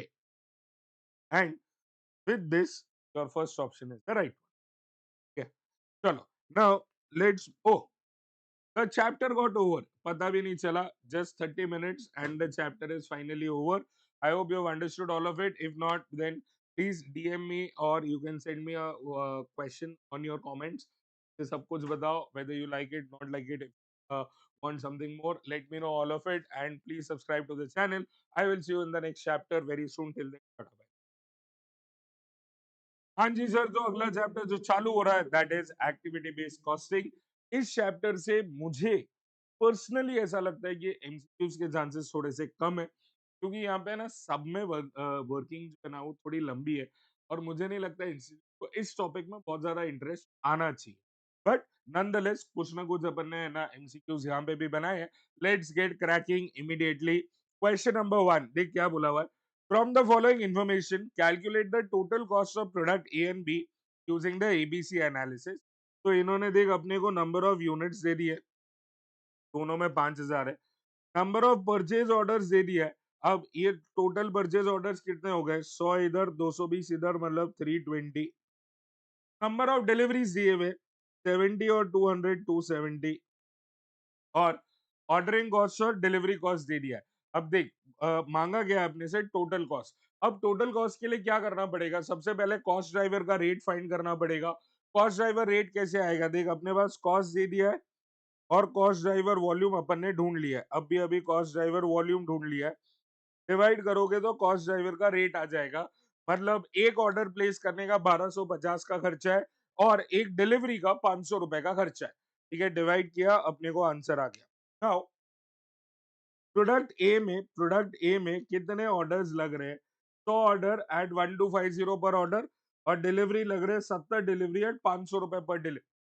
दोनों को ऐड करो, का कॉस्ट आ गया। बी में सिमिलर प्रोसेस 220 अपने पास ऑर्डर्स हुए इंटू 1250 और 200 डिलीवरीज हुए इंटू 500। तो ये हो गया अपने पास टोटल 3,75,000। क्या आ गया अपने पास? एबीसी की कैलकुलेशन, दोनों एकदम सिंपल सॉर्टेड कैलकुलेशन।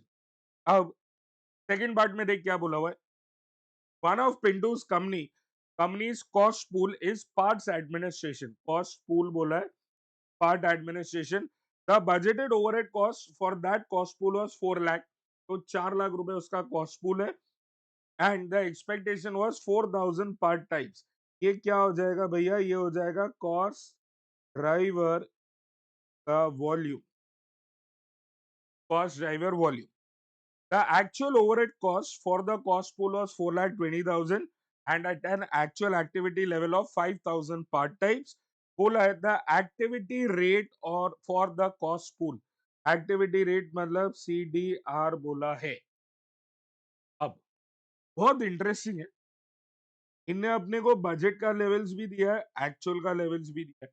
तुम्हें कौन सा करना है? बस एक बहुत सिंपल सा लॉजिक समझ, बहुत सिंपल। तुम्हें है ना ये रेट कब निकालना होता है? This rate is calculated on day zero. Period खत्म होने के बाद क्या करोगे रेट निकाल के? प्रोडक्ट को चार्ज करना है ना। तो अगर तुमने है ना रेट एंड में निकाला तो पॉइंट ही नहीं बनेगा। तुम्हें रेट कब कैलकुलेट करना है? At the start of the period, day zero पे। अरे डे जीरो पे क्या होता है अपने पास? बजट होता है या एक्चुअल? बस भैया बजट होता है। तो budgeted overheads, budgeted part types, अपना answer. Budgeted overheads, budgeted part type, ये आ गया। और पार्ट टाइप बिल्कुल यहाँ पे एक्चुअल वाला यूज करना नहीं है। समझ गए? अब थर्ड क्वेश्चन मेरे ख्याल से आखिरी है। हाँ, थर्ड क्वेश्चन में देख क्या बोला है। A company uses activity based costing to allocate the overheads. The overhead costs are divided into three cost pools with the following data. तो देख 1 लाख रुपए का मशीन सेटअप है जिसमें 20 सेटअप होते हैं।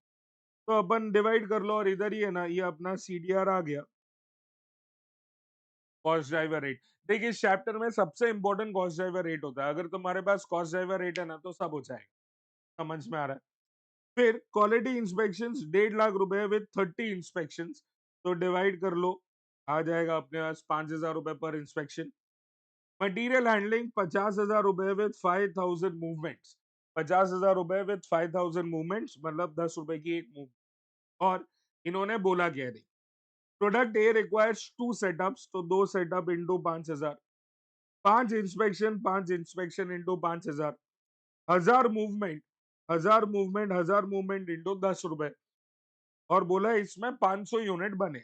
अब देख सबसे पहले पूछा है टोटल ओवरहेड कॉस्ट, अभी अभी डिस्कस किया।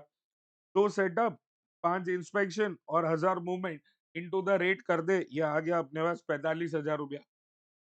देन क्वेश्चन नंबर 2 में क्या बोला भाई देख। If the company wants to price product A, if the company wants to price product A 25% or above its total cost and the direct cost is 100 per unit, what should be the selling price? तो देख अपने पास है ना overheads आया 45,000, ये total है। Total overheads 45,000 है जो अपन लोग को बनाया है 500 यूनिट के लिए। 45,000 फॉर 500 यूनिट्स मतलब ये 90 पर यूनिट, तो ये हो गया 90 पर यूनिट। होने के बाद डायरेक्ट कॉस्ट है 100 रुपए अपने। तो देख ओवरहेड है 90 रुपए पर यूनिट, डायरेक्ट कॉस्ट है 100 रुपए पर यूनिट, तो टोटल कॉस्ट हो गया 190। उसके ऊपर प्रॉफिट ऐड कर ले 25%, हो गया तुम्हारा काम over. Simple. And third part में देख क्या बोला हुआ है। If the number of material movement increases to 1500 for product A, what will be the revise total overhead cost for product A? बहुत सिंपल है यार, मतलब टाइम पास है ये। 2 इंस्पेक्शन, 2 सेटअप अभी भी लग रहे हैं, 5 इंस्पेक्शन अभी भी लग रहे हैं। बस इन्होंने इतना बोला 1,000 इंस्पेक्शन के बदले 1,500 इंस्पेक्शन लगेंगे। तो बस 2 इंस्पेक्शन, 2 सेटअप का, 5 इंस्पेक्शन का और 1,000 के बदले 1,500 इंस्पेक्शन का कॉस्ट ले ले। आ गया अपने पास 50,000। एंड ये वाला इंटरेस्टिंग है, ये वाला इंटरेस्टिंग है। देख क्या बोला है। If the machine setup cost increases by 10%, 10% से सेटअप कॉस्ट बढ़ गया, and the company produces 500 units of product A, what will be the per unit overhead cost per unit? बहुत इंक्रीज इन कॉस्ट कितना हुआ? उन्होंने बोला 10% से हो रहा है। तुम 1 लाख रुपए का तुम्हारा सेटअप का कॉस्ट ऑलरेडी है, वो बढ़ रहा है कितने से? 10% से। मतलब अब कितना बढ़ गया? 10,000 बढ़ गया। 10,000 बढ़ गया फॉर 500 यूनिट्स। 10,000 बढ़ गया फॉर 500 यूनिट्स, तो ये हो गया 20 पर यूनिट से बढ़ गया। सिंपल, स्ट्रेट फॉरवर्ड, एकदम लेजर शार्प, एकदम क्रिस्टल क्लियर रखना, अपने आप आंसर आने चाहिए। अपने को कॉस्ट दिया है लाख रुपए, ये 10% से बढ़ गया, 10,000 रुपए बढ़ गए। 10,000 रुपए बढ़े 500 यूनिट पे, मतलब एक यूनिट कितना बढ़ा, है ना? तो within record time of 7 minutes अपना chapter over. All the very best until the time I see you next chapter. चलो बाय बाय। हाँ जी सर, तो नेक्स्ट चैप्टर चालू हो रहा है कॉस्ट शीट। और कॉस्ट शीट अपना चहीता चैप्टर है, बहुत अच्छा चैप्टर है, बट बहुत सिंपल एमसीक्यूज आने वाले हैं यहाँ से। ध्यान देख क्या बोला हुआ है देख। सबसे पहला वाला, what would be the prime cost from the following information. तो देख, डायरेक्ट मटेरियल परचेज है, direct labour, direct expense, manufacturing overhead. ओ भैया, मैन्युफैक्चरिंग ओवरहेड मतलब फैक्ट्री ओवरहेड, ये थोड़ा ना आता है प्राइम कॉस्ट में, है ना। और डायरेक्ट मटेरियल कंज्यूम्ड है। अब परचेज लेंगे कि कंज्यूम लेंगे, जवाब दे अपने आप को। Will you take material purchase और कंज्यूम? अरे सर, हमेशा consume, direct material consume, direct labour, direct expense, ये आ गया प्राइम कॉस्ट। रेडी, बहुत सिंपल। अब आगे देख क्या बोला हुआ है, ये वाला क्वेश्चन है, ये भी एक्चुअली अपनी बुक का एक बड़ा वाला क्वेश्चन है, उसी को एक कट शॉर्ट कर दिया मैंने, बोला चल ठीक है एक कर लेते हैं वैसा। तो देख क्या बोला हुआ है, M Limited is producing a single product and may expand into product diversification in next 1 to 2 years. M Limited is amongst a labor-intensive company where majority of the processes are done manually. Employee cost is a major cost element in the total cost of the company. और बोला है, the company conventionally uses performance parameters like earnings per man shift to measure the cost paid to an employee for a shift of 8 hours and output per man shift to measure the employee's output in a shift of 8 hours. ये लोग क्या बोल रहे हैं, earnings पर man shift का मतलब क्या हुआ, अपन ने जो अपनी जेब से वर्कर को पैसे दिए ना, वो उसके लिए अर्निंग्स है, अपने लिए कॉस्ट है। तो अपन लोग उसको कॉस्ट पर मैन शिफ्ट कैसे दे रहे हैं वो, और आउटपुट पर मैन शिफ्ट कैसे आ रहा है, कितना आ रहा है वो, इन्होंने ये दो मेट्रिक्स यूज करने का बोला है। और बोला है आगे, the chief manager finance of the company has emailed you a few information related to the last month and the email contains the following data related to the last month. बोला है, during the last month the company had produce 2,34,000 tons of output. तो ये तो भैया अपना output हो गया। और एक्सपेंडिचर्स में देख क्या क्या बोला है, for the last month raw material consume, ये तुम्हारा डायरेक्ट मटेरियल कंज्यूम में आ जाएगा। Power use 13,000 kilowatt hours at 8 rupees per kilowatt hour to run the machine. तो ये पावर है, पावर एंड फ्यूल का खर्चा जाएगा, direct expense. Diesel 2000 liters at 93 per liter to run power generator used as an alternative for power cuts. तो देख भैया, ये भी अपना डायरेक्ट एक्सपेंस ही है, पावर एंड फ्यूल है ना, तो दोनों आ गया ना, पावर और फ्यूल। फिर वेजेस एंड सैलरीज पेड, ये direct labour. Gratuity and leave encashment, ये भी direct labour. Any form of incentives, bonus, PF, ये वो वगैरह वगैरह, कुछ भी वर्कर को दिया, that becomes part of direct labour itself. फिर hiring charges paid for them are directly used in production, मतलब ये भी सर अपना डायरेक्ट एक्सपेंस बन जाएगा, 30 lakhs। फिर आगे देख क्या बोला, hiring charges paid for cars use for official purpose. Official purpose मतलब काम के लिए, काम मतलब एडमिन, तो ये जाएगा general admin. Reimbursement of diesel cost for the cars, ये भी जाएगा जनरल एडमिन में। और बोला है, hiring of cars attract GST under 5% RCM reverse charge without credit. अब है ना सर, ये आरसीएम किसके ऊपर लगेगा? अरे भैया, आरसीएम लगेगा दोनों पे, 66,000 और 22,000 both are for the purposes of the car. तो दोनों आइटम्स कार पर्पस के लिए, तो दोनों के ऊपर 5% लेना है। And then maintenance cost paid for weighing bridge used for weighing of final cost final goods at the time of maintenance at the time dispatch। तो ये आ जाएगा सेलिंग एंड डिस्ट्रीब्यूशन में। AMC cost of CCTV installed at weighing bridge used for weighing of final goods at the time of dispatch and factory premises 8,000 and 18,000। तो ये 8,000 तो क्या है, ये है ना सीसीटीवी लगा है उधर वेइंग ब्रिज वाला, तो ये तो जाएगा सेलिंग एंड डिस्ट्रीब्यूशन में। और 18,000 रुपए है ना जो फैक्ट्री में लगा है, ये जाएगा फैक्ट्री ओवरहेड्स में। TA and DA bill and hotel bill for sales manager, manager क्या कर रहा है, सेल्स कर रहा है, तो सेलिंग एंड डिस्ट्रीब्यूशन। और बोला है, company had 1800 employees work for 26 days in a month. तो मतलब शिफ्ट्स कितने होंगे, 1800 एम्प्लॉय 26 डेज काम करेंगे, 46,800 शिफ्ट्स हो जाएंगी। मिला है 46,800 शिफ्ट, समझ में आया क्या? अब you are asked the following, तो अपने को प्राइम कॉस्ट मांगा है, total and per shift cost of production for the last month, total cost of per shift ये ढूंढ लेंगे, ये अपना बेसिकली कॉस्ट ऑफ सेल्स है। What is the value of administrative cost incurred, तो देख अपने पास एडमिन में सिर्फ यही दो ही है और इसके ऊपर का आरसीएम है, तो अपने पास सिर्फ इतना ही एडमिन है, बाकी तो कोई एडमिन नहीं है। Value of selling and distribution and total cost of sales वो सोल्यूशन में देख लेंगे। And what is the EMS and OMS, EMS is earning per man shift, OMS is output per man shift, ठीक है ना। चल अब है ना सोल्यूशन देखते हैं। डायरेक्ट मटेरियल डाल दिया है, डायरेक्ट लेबर और ग्रेचुटी, ये दोनों साथ में हो गया। और डायरेक्ट एक्सपेंस में तीन चीजें थी अपने पास, पावर था, डीजल था और हेम, ये सब करेंगे तो प्राइम कॉस्ट आ जाएगा। फैक्ट्री ओवरहेड में अपने पास एक ही ओवरहेड था सर, फैक्ट्री ओवरहेड में वो जो सीसीटीवी लगाया हुआ था वो, ये अपना अब क्या बन गया, ग्रॉस फैक्ट्री कॉस्ट। क्योंकि ओपनिंग क्लोजिंग डब्ल्यूआईपी नहीं है तो यही बन गया अपना net factory cost. Net factory cost के बाद अपन लोग है ना वो पांच चीजें ऐड करते हैं, मैं उसे पार्क्स बुलाता हूँ, तुम उसे जो भी नाम से जानते हो।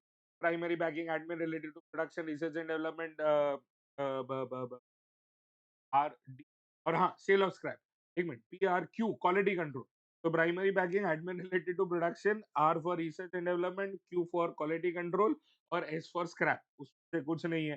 तो यही कॉस्ट ऑफ प्रोडक्शन बन गया। और क्योंकि उसके बाद अपने पास ओपनिंग क्लोजिंग फिनिश गुड्स भी नहीं है, तो सर यही बन गया अपना कॉस्ट ऑफ सेल्स। अब कॉस्ट ऑफ सेल्स के बाद अपन लोग क्या ऐड करते हैं, जनरल एडमिन। जनरल एडमिन में दो आइटम से, हायरिंग और डीजल, और उसके ऊपर आरसीएम, तो ये आ गया अपना general admin. Selling and distribution में अपने पास दो तीन कॉस्ट है, एक तो वो होटल मैनेजर, वो सेल्स मैनेजर का कुछ तो था, मेंटेनेंस है वेइंग ब्रिज का, एएमसी है वेइंग ब्रिज का, और टीएटीडी है अपने पास होटल मैनेजर, वो सेल्स मैनेजर का। सब कुछ ऐड किया कॉस्ट ऑफ सेल्स। अब तो क्या है सर, अब तो अपने पास सारा आंसर रेडी है, प्राइम कॉस्ट मिल गया, total and per shift cost. अब ये कैसे आएगा देख, अपना जो टोटल कॉस्ट है वो 7,88,76,400 है। और उन्होंने है ना अपने से मांगा क्या है, थोड़ा सा ध्यान, उन्होंने अपने से मांगा है the production cost, cost of production लेना पड़ेगा यहाँ पे। My bad, cost of sales नहीं आएगा, कॉस्ट ऑफ प्रोडक्शन आएगा। Cost of production divided by the man shift, तो कॉस्ट ऑफ प्रोडक्शन है डिवाइड बाय मैन शिफ्ट आ गया। उसके बाद जनरल एडमिन पूछा है, वो तो ऑलरेडी अपन ने ढूंढ ही लिया था। और उसके बाद सेलिंग एंड डिस्ट्रीब्यूशन का अमाउंट पूछा है और कॉस्ट ऑफ सेल्स पूछा है, ये आ गया। और अर्निंग्स पर man shift and output per man shift, ये कैसे आएगा, तो देख वर्कर का अर्निंग्स कितना है, how much did they earn, तो उनको जो अपन ने वेजेस दिया और ग्रेचुटी दिया है वो अपने लिए कॉस्ट है और उनके लिए अर्निंग्स है। तो वो अर्निंग्स है ना अपन लोग कर रहे हैं ऐड, तो direct labour cost earnings add कर लिया, डिवाइड बाय मैन शिफ्ट कर लो, तो कॉस्ट पर मैन शिफ्ट आ जाएगी। और आउटपुट पर मैन शिफ्ट कैसे आएगा sir, output per man shift बहुत सिंपल है। आउटपुट अपने को दिया है कितना, 2,34,000, डिवाइड कर लो बाय मैन शिफ्ट, तो अपने को आउटपुट आ जाएगा पर मैन शिफ्ट। बहुत सिंपल, बहुत बेसिक। और मेरे को नहीं लगता कि cost sheet as a chapter इससे ज्यादा कुछ आएगा। But within 8 minutes we have completed the chapter. I am very happy. I am hoping you are also happy. चलो अब है ना मिलते हैं अपन लोग अपने अगले चैप्टर में, but till then subscribe to the channel and हाँ जी सर, तो नेक्स्ट चैप्टर है अपना कॉस्ट अकाउंटिंग सिस्टम। अब इस चैप्टर से है ना ऑनेस्टली है ना बहुत ज्यादा उम्मीद ही नहीं है कि कुछ कुछ बहुत ज्यादा एमसीक्यू ग्रेड आएगा। ऑनेस्टली मेरे को भी बहुत ज्यादा कुछ बनाने का सूझा नहीं है, तो मैंने एक क्वेश्चन जो मुझे पसंद आ रहा था मैंने उसी है ना एमसीक्यू में डाल दिया है। ऑल्दो इसमें ना मेरे पास ऑप्शंस नहीं है, पर क्वेश्चन अच्छा है। देख क्या बोला हुआ है, the following information has been obtained from the financial and cost accounting records. तो फाइनेंशियल अकाउंटिंग और कॉस्ट अकाउंटिंग में अपने पास थोड़ा थोड़ा थोड़ा थोड़ा खर्चा दिया हुआ है। फैक्ट्री है, एडमिन है, सेलिंग ओवरहेड है, ओपनिंग और क्लोजिंग स्टॉक है, ठीक है। और कॉस्ट अकाउंट्स में कितना है और फाइनेंशियल अकाउंट्स में कितना है वो बता दिया है। और अपने से रिक्वायर्ड किया है, indicate under recovery and over recovery and there effects on cost accounting profit. तो देख अंडर ओवर एब्जॉर्ब हुआ है और कॉस्ट अकाउंटिंग प्रॉफिट को क्या होएगा वो पूछा है, तो कॉस्ट बुक्स के प्रॉफिट को। तो देख सबसे पहला है अपने पास फैक्ट्री ओवरहेड। फैक्ट्री ओवरहेड हमेशा ध्यान रखना, ओवरहेड्स है ना फाइनेंशियल अकाउंटिंग में जो इनकर्ड होता है वो लिखते हैं और कॉस्ट अकाउंटिंग में जो रिकवर्ड होता है वो लिखते हैं। तो देख इनकर किया 94,500 बट रिकवर किया सिर्फ 90,000, तो ये तो हो गया अंडर रिकवर्ड। अंडर रिकवरी क्या करते हैं, माइनस कर देते हैं, एडमिनिस्ट्रेटिव ओवरहेड्स यहाँ पे 60,000 इनकर किया है, 57,000 ही रिकवर कर पाए, कम ही रिकवर हुआ है। तो अगर रिकवर कम हुआ है तो अंडर एब्जॉर्ब और ये कॉस्ट बुक्स में माइनस हो जाएगा। सेलिंग ओवरहेड 55,000 है, फाइनेंशियल बुक्स में इनकर किया है, और 61,000 है ना रिकवर किया है। तो अगर 61,000 रिकवर किया है, मतलब ज्यादा रिकवर किया है, तो ओवर रिकवर हो गया। तो ओवर रिकवर को अपन लोग क्या करेंगे, ऐड। ओपनिंग और क्लोजिंग स्टॉक में हमेशा है ना सबको यही बोलता हूँ, ओपनिंग स्टॉक डेबिट साइड पे लिखते हो, consider it to be a cost. अब फाइनेंशियल बुक्स में लिखा है 17,500, कॉस्ट बुक्स में लिखा है 22,500। 17,500 और 22,500, मान ली ये तेरी कॉस्ट बुक्स है, ये तेरी फाइनेंशियल बुक्स है। तुमने ज्यादा खर्चा, ओपनिंग स्टॉक खर्चा है, ज्यादा खर्चा कहाँ लिखा है, कॉस्ट बुक्स में। तो इसकी वजह से कॉस्ट बुक्स का प्रॉफिट क्या हो गया, कम हो गया। तो अब क्या करना पड़ेगा, ऐड करना पड़ेगा। और इसको क्या बोलेंगे, ओवर वैल्यूड है ये कॉस्ट बुक्स में, और इसको ऐड कर देंगे अपन लोग, डिफरेंस को 5,000। Closing stock consider it to be revenue, क्योंकि क्रेडिट साइड पे लिखते हैं, तो ये तुम्हारे लिए गेन है। तो यहाँ पे है ना ये समझ 12,500 और 15,000, तुमने कहाँ ज्यादा वैल्यू लिखी है, तुमने कॉस्ट बुक्स में ज्यादा वैल्यू लिखी है। तो अगर कॉस्ट बुक्स में ज्यादा वैल्यू लिखी है, तो इसकी वजह से कॉस्ट बुक्स का प्रॉफिट क्या हो जाएगा, ये क्रेडिट आइटम है, तो कॉस्ट बुक्स का प्रॉफिट क्या हो गया, बढ़ गया। तो अब क्या कर रहे हैं, तो है ना ये वापस ओवर वैल्यूड ही है कॉस्ट, बट ये वाला माइनस कर। और बस एक ही जो क्वेश्चन था कॉस्ट अकाउंटिंग सिस्टम, वो अपन लोग ने कर लिया। आई will see you the next one. हाँ जी सर, आ रहे हैं अपने नेक्स्ट चैप्टर की तरफ, which is unit costing, unit and batch costing, जो भी नाम से तुम इसे जानते हो। मुझे पर्सनली ऐसा लगता है यहाँ से ना तुम्हारे पास थोड़े बहुत एमसीक्यूज आ सकते। दिस एंड मटेरियल चैप्टर, ये दो चैप्टर से थोड़े बहुत एमसीक्यूज आने के अच्छे खासे चांसेस है, इज व्हाट आई फील। देख क्या बोला हुआ है, company uses batch costing and incurs a setup cost of 20,000 rupees for a batch of 300 units. If the direct material cost is 20 per unit and direct labor is 10 per unit, what is the total cost of the batch? नकली question, नकली। Setup का 20,000 का खर्चा दे दिया, 20 रुपए per unit into 300 unit, 6,000 ये हो गए। और लेबर के 10 रुपए पर यूनिट इंटू 300 यूनिट, ये 3,000 ये हो गए, 29,000 हो गया। बताओ क्या आ गया अपना आंसर। फिर नेक्स्ट में देख क्या बोला भाई, a FMCG company has an annual demand of 50,000 units of its specific product whose setting up cost is 10,000। तो अपने पास सेटअप मिल गया। Carrying cost per unit per month is 1 रुपी। अपन लोग को पर यूनिट पर एनम चाहिए होता है, पर यूनिट पर एनम, PUPA, अपने को पुपा चाहिए।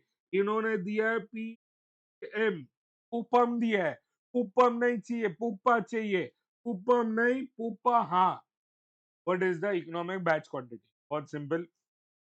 Formula same. 2 into annual demand into the setup cost per setup, which is 10,000, and the carrying cost per unit per annum. 1 rupee per unit है, per annum चाहिए, ये per month है, तो into 12 कर दे। आगे थर्ड वाला, customer has been ordering 80,000 caps during the year, ये हो गया सर अपना annual demand. It is estimated that it costs one as inventory holding cost per cap per month। यहाँ पे कैप यूनिट है, तो यहाँ पे क्या हो गया, पर यूनिट पर मंथ, वापस से पूपम दे दिया है, अपने को चाहिए पूपा। और बोला है and that the setup cost per run of cap manufacture is 3,500। तो ये अपना सेटअप कॉस्ट हो गया।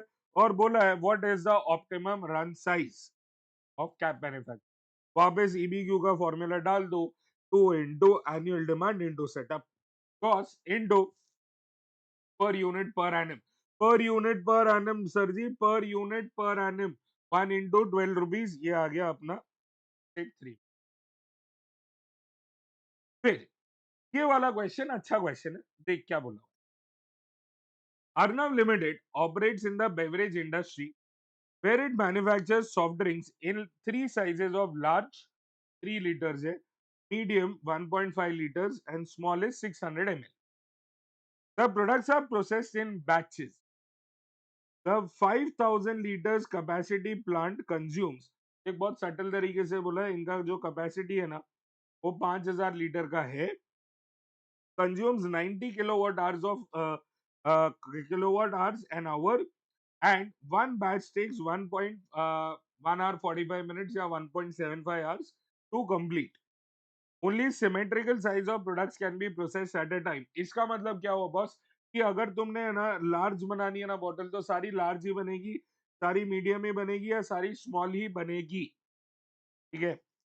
और आगे बोला है the machine setup takes 15 minutes to get ready for the next batch during processing, and during the setup power consumption is only 20%. Current price of large, medium and small are 150, 90 and 50 respectively.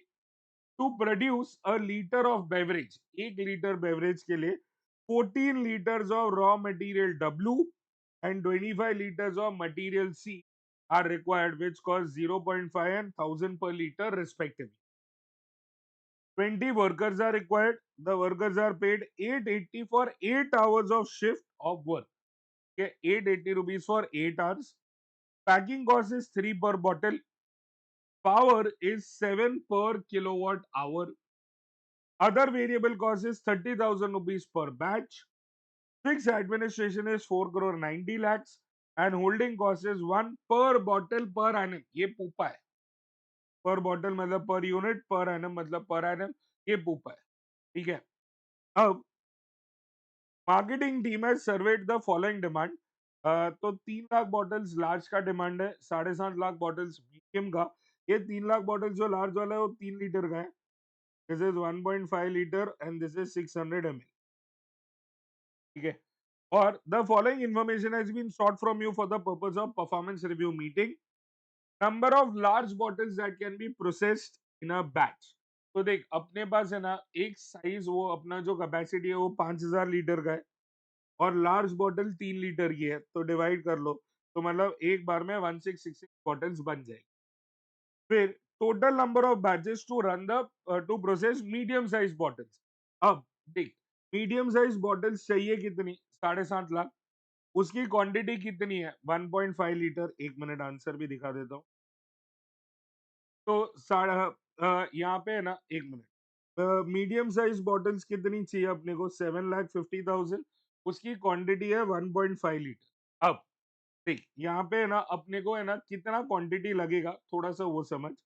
5,000 litre जो है total is what you can process in one time. अपनी medium size bottles है 1.5 litres की, मतलब एक बार में 3,333 bottles आ गई। तुम्हें ऐसी बॉटल्स कितनी चाहिए, तुम्हें ऐसी बॉटल्स चाहिए 7.5 लाख। तो 7.5 लाख डिवाइडेड बाय 333, कितने बैचेस लगेंगे, समझ में आया। वेरी सिंपल, वापस से बता देता हूँ। तुम 5,000 लीटर जो है ना उतना कंज्यूम प्रोड्यूस कर सकते हो एक बार में। एक मीडियम बॉटल 1.5 लीटर की है, तो अपने से एक बार में 3,333 बॉटल्स बन जाएंगे। और उतने बॉटल्स जो अपन के पास बनने वाले हैं ना, वो अपन लोग है ना यहाँ पे इकट्ठा कर लिए। अब अपने पास है ना टोटल 7.5 लाख बॉटल्स की डिमांड है। एक बार में है ना 3,333 बॉटल्स बनते हैं, तो कितने बैचेस बनेंगे। और लास्ट रिक्वायर्ड देख, material W required for small size bottles. बहुत सिंपल, सबसे पहले तो अपने को स्मॉल साइज बॉटल्स कितनी चाहिए, अपने को स्मॉल साइज बॉटल चाहिए 20 लाख, ठीक है। एक मिनट यहाँ पे मार्क कर रहा हूँ, 20 लाख बॉटल्स चाहिए। उसमें क्वांटिटी कितनी है, 600 ml की एक बॉटल है। मतलब अपने को टोटल ml की जरूरत कितनी पड़ी और लीटर्स कितने बनेंगे।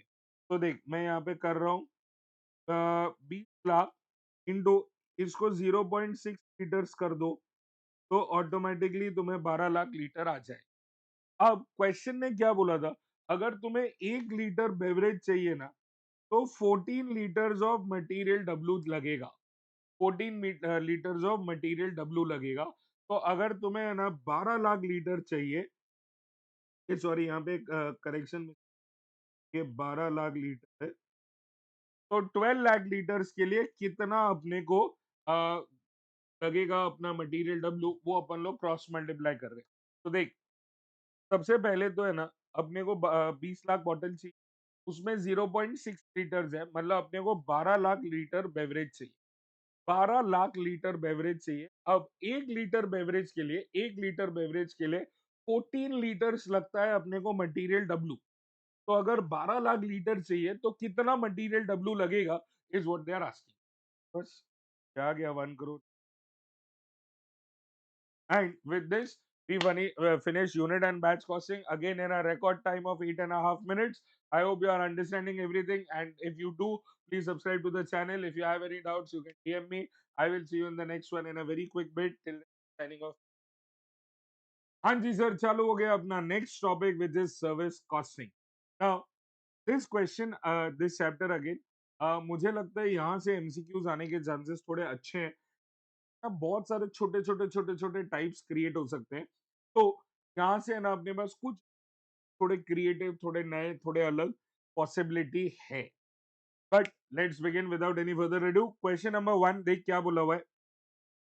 ALC limited is an insurance company. It had launched a new term insurance policy named protection plus. The total cost of the policy during the year was 1 crore and 60 lakhs.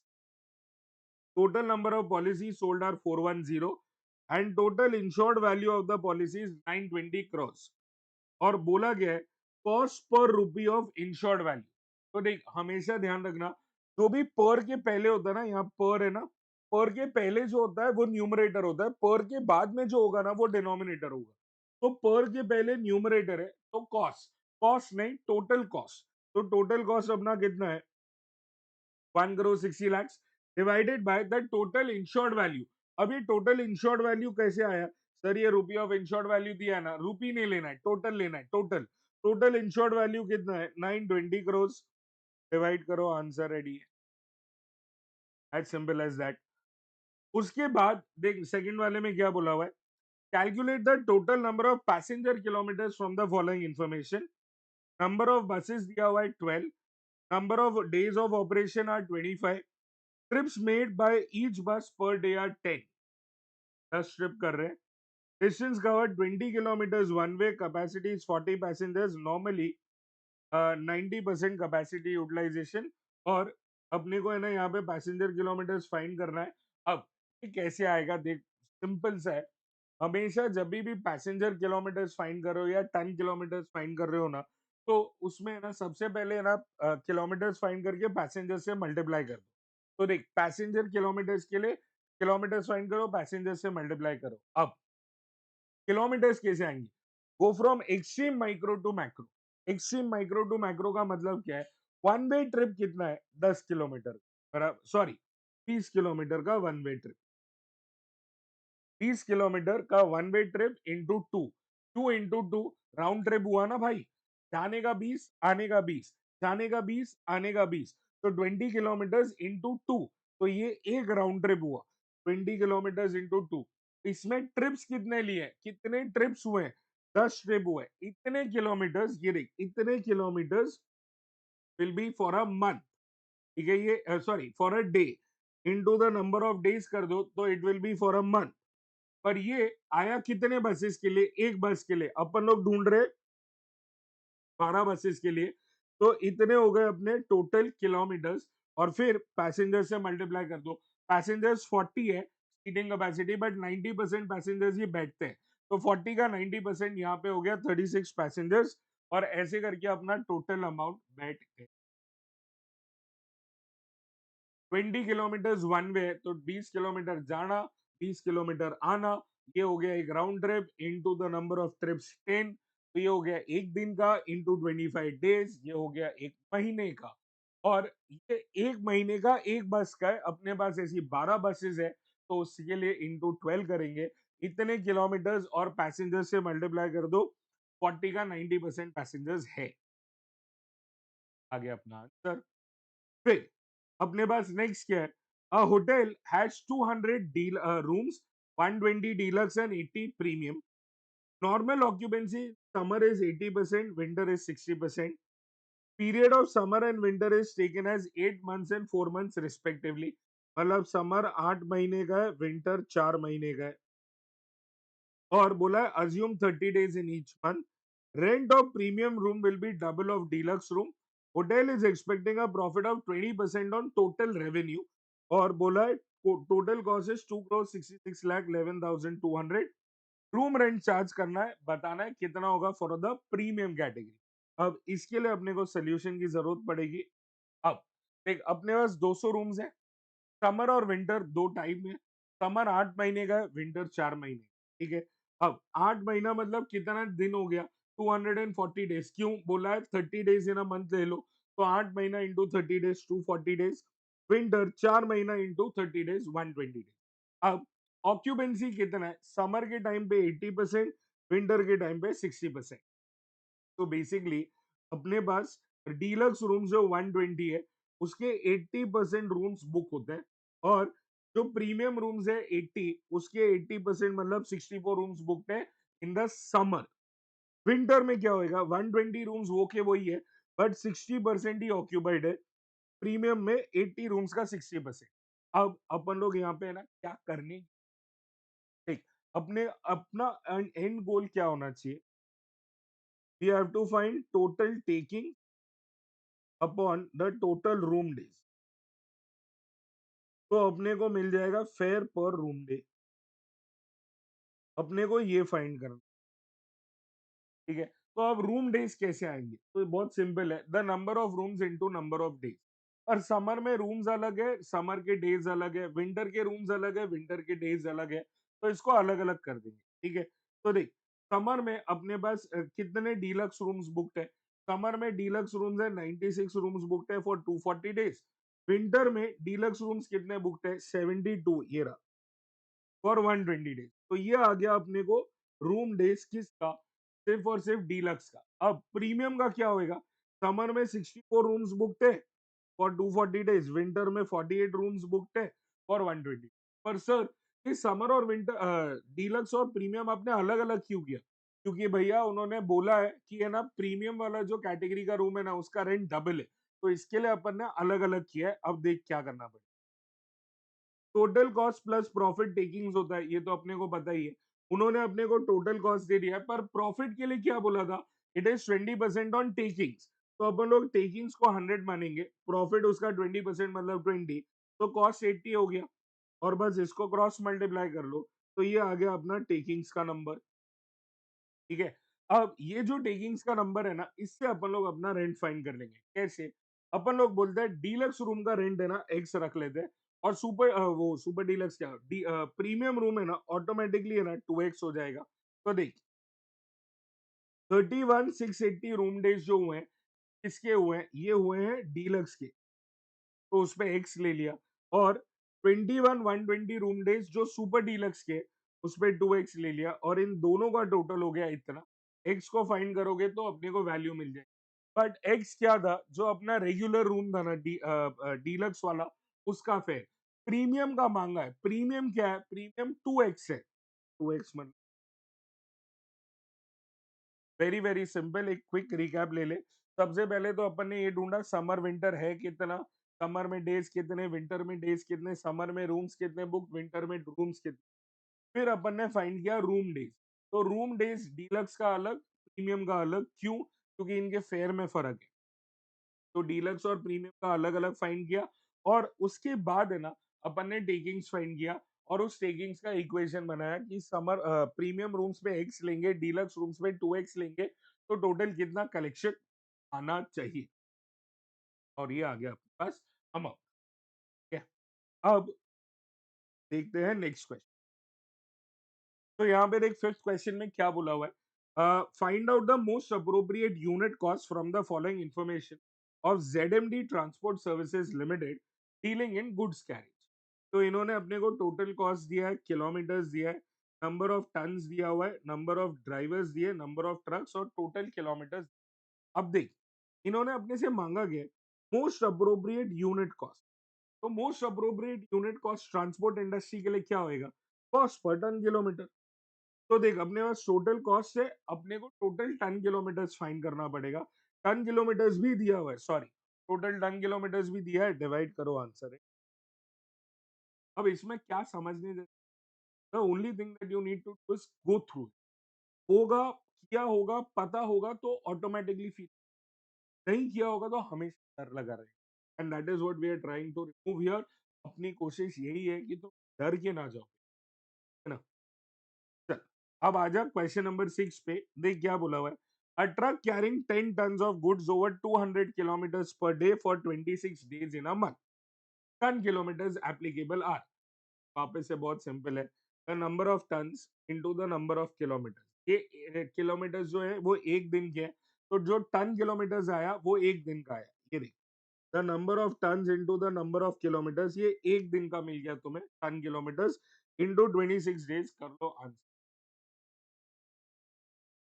अब ये है अपना last question, question number 7।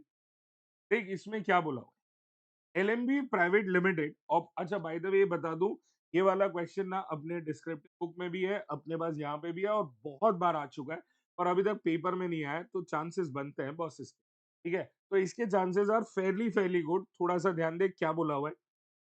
LMB Private Limited operates cab rentals service in Delhi NCR. It provides its service to its offices to Noida, Gurgaon, and Faridabad. At present, it operates CNG fueled cars, but it is also considering to upgrade these to electric vehicles. और details अपने को दिया है और CNG और EV का। तो purchase price दे रखी है दोनों की। गवर्नमेंट सब्सिडी है जो सिर्फ और सिर्फ ईवी में मिल रही है। लाइफ ऑफ द कार दे दिया है और रेजिडुअल वैल्यू दी। बेसिकली इतना डेटा से तुम्हारा है ना डेप्रिसिएशन आ जाना। फिर माइलेज दिया है। माइलेज मतलब अपन लोग कितना किलोमीटर चला पाएंगे, या 1 किलो गैस में या एक चार्ज में। और बोला इलेक्ट्रिसिटी कंजम्पशन पर full charge is 30 kilowatt hours. और कॉस्ट दिया है सीएनजी का और पावर का। उसके बाद एनुअल मेंटेनेंस कॉस्ट है, इंश्योरेंस का कॉस्ट है, tyre replacement cost in every 5 years, और battery replacement cost every 8 years। तो ये दो चीजें अपने को रिप्लेस करानी है, टायर्स और बैटरी। पर वो कब कब रिप्लेस करानी है वो बता दिया उन्होंने। 5 साल में टायर रिप्लेस होंगे, 8 साल में बैटरी रिप्लेस।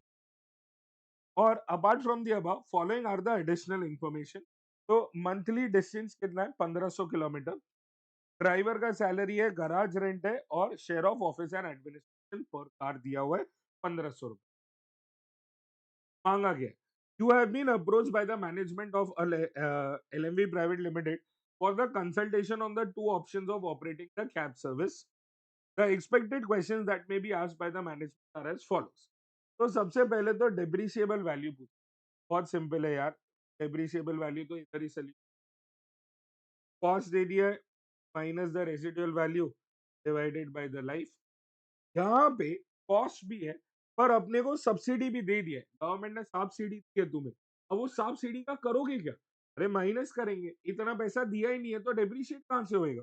तो यहाँ पे 15,20,000 minus 1,50,000 minus the residual value divided by the life.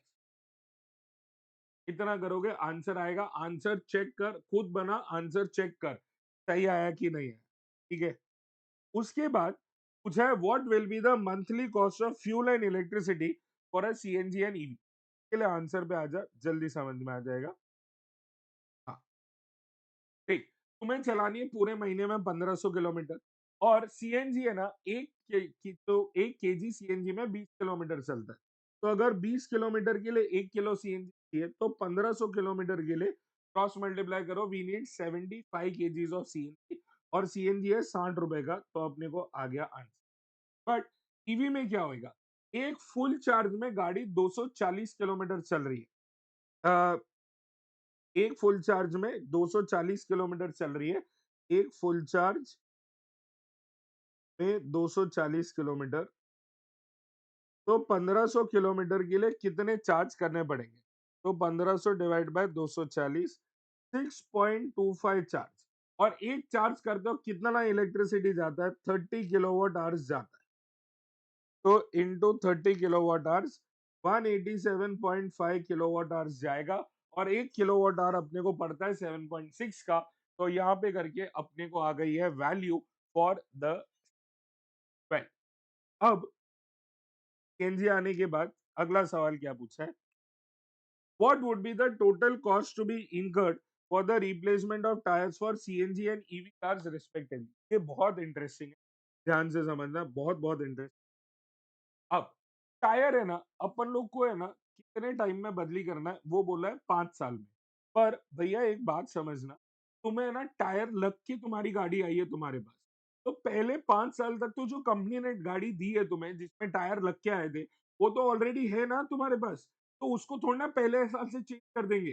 पहले 5 साल तो टायर है तुम्हारे पास। अब लाइफ कितनी है गाड़ी की? सीएनजी की 15 साल, ईवी की 10 साल। पहला टायर सेट कब चेंज होएगा? पहले 5 साल में तो नहीं होएगा। वो तो उस टाइम तो तुम्हारे पास जो कंपनी का फैक्ट्री फिटेड टायर आया है वो तो है ही है। अब कितनी बार चेंज करना पड़ेगा? 6th ईयर में एक बार चेंज करेंगे, 6, 7, 8, 9, 10, 5 साल चला। और 11th ईयर में चेंज करेंगे, 11, 12, 13, 14, 15। तो सीएनजी गाड़ी में टायर चेंज कितनी बार होंगे? तो देख, अपने को है ना 5 साल तक तो टायर चेंज करना नहीं है क्योंकि गाड़ी में लग के आया है। और उसके बाद 2 बार चेंज करना पड़ेगा। ईवी में क्योंकि लाइफ 10 ही साल है, तो 5 साल तक तो टायर चेंज नहीं करना है। और उसके बाद 6, 7, 8, 9, 10th ईयर के लिए एक बार टायर चेंज करेंगे। हर बार का टायर रिप्लेसमेंट का कॉस्ट 16,000 है। तो अपने को टोटल कॉस्ट आ गया। अब ये टोटल कॉस्ट को लाइफ से डिवाइड कर दोगे तो 1 साल का कॉस्ट आ गया टायर का, डिवाइड बाय 12 कर दो तो पर मंथ आ जाए। और बैटरी रिप्लेसमेंट पूछा है उन्होंने। बैटरी रिप्लेसमेंट में भी सेम चीज। देख, बैटरी का क्या बोला हुआ है? 8 साल में बैटरी चेंज होने वाली है। 8 साल में अगर बैटरी चेंज हुई, तो अब 15 साल की लाइफ में पहले है ना 8 साल में तो तुम्हें बैटरी बदलनी नहीं है। 9th ईयर में जब पहुंचोगे तब एक बार बैटरी बदलनी पड़ेगी। और उसके बाद वो 15 साल तक चल जाएगी। तो एक ही बार बैटरी बदली करनी है। यहाँ पे दूसरे साइड में जब तुम ईवी ले रहे हो, लाइफ 10 साल है, पर 8वें साल तक तो बैटरी जो लगी हुई है वो तो है ही है। उसके बाद तुम्हें बैटरी बदली करनी पड़ेगी, तो दोनों में एक एक बार बैटरी बदली करनी। अब बैटरी का खर्चा कितना है? सीएनजी गाड़ी की तो 12,000 और 5,40,000 की की बैटरी। अब this is for how many years? ये 15 साल के लिए चलेगी। और ये ईवी वाली चलेगी कितने साल के लिए? 10 साल के लिए। तो डिवाइड कर लो, तो अपने को आ जाएगा 1 साल का कॉस्ट। डिवाइड कर लो तो आ जाएगा 1 महीने। Very good question. Specially tyre और बैटरी। ध्यान रखना, टायर और बैटरी बदली कब होंगे? एक टायर और एक बैटरी लग के आया है गाड़ी में, कोई उखाड़ के दूसरा मत लगा देना। तो यूज करना है, 5 साल और 8 साल यूज करेंगे, उसके बाद चेंज होगा। समझ में आया? And with this we have wrapped up service costing as well. That's it from my end in video. I will see you until then. Subscribe to the channel. Tata, bye.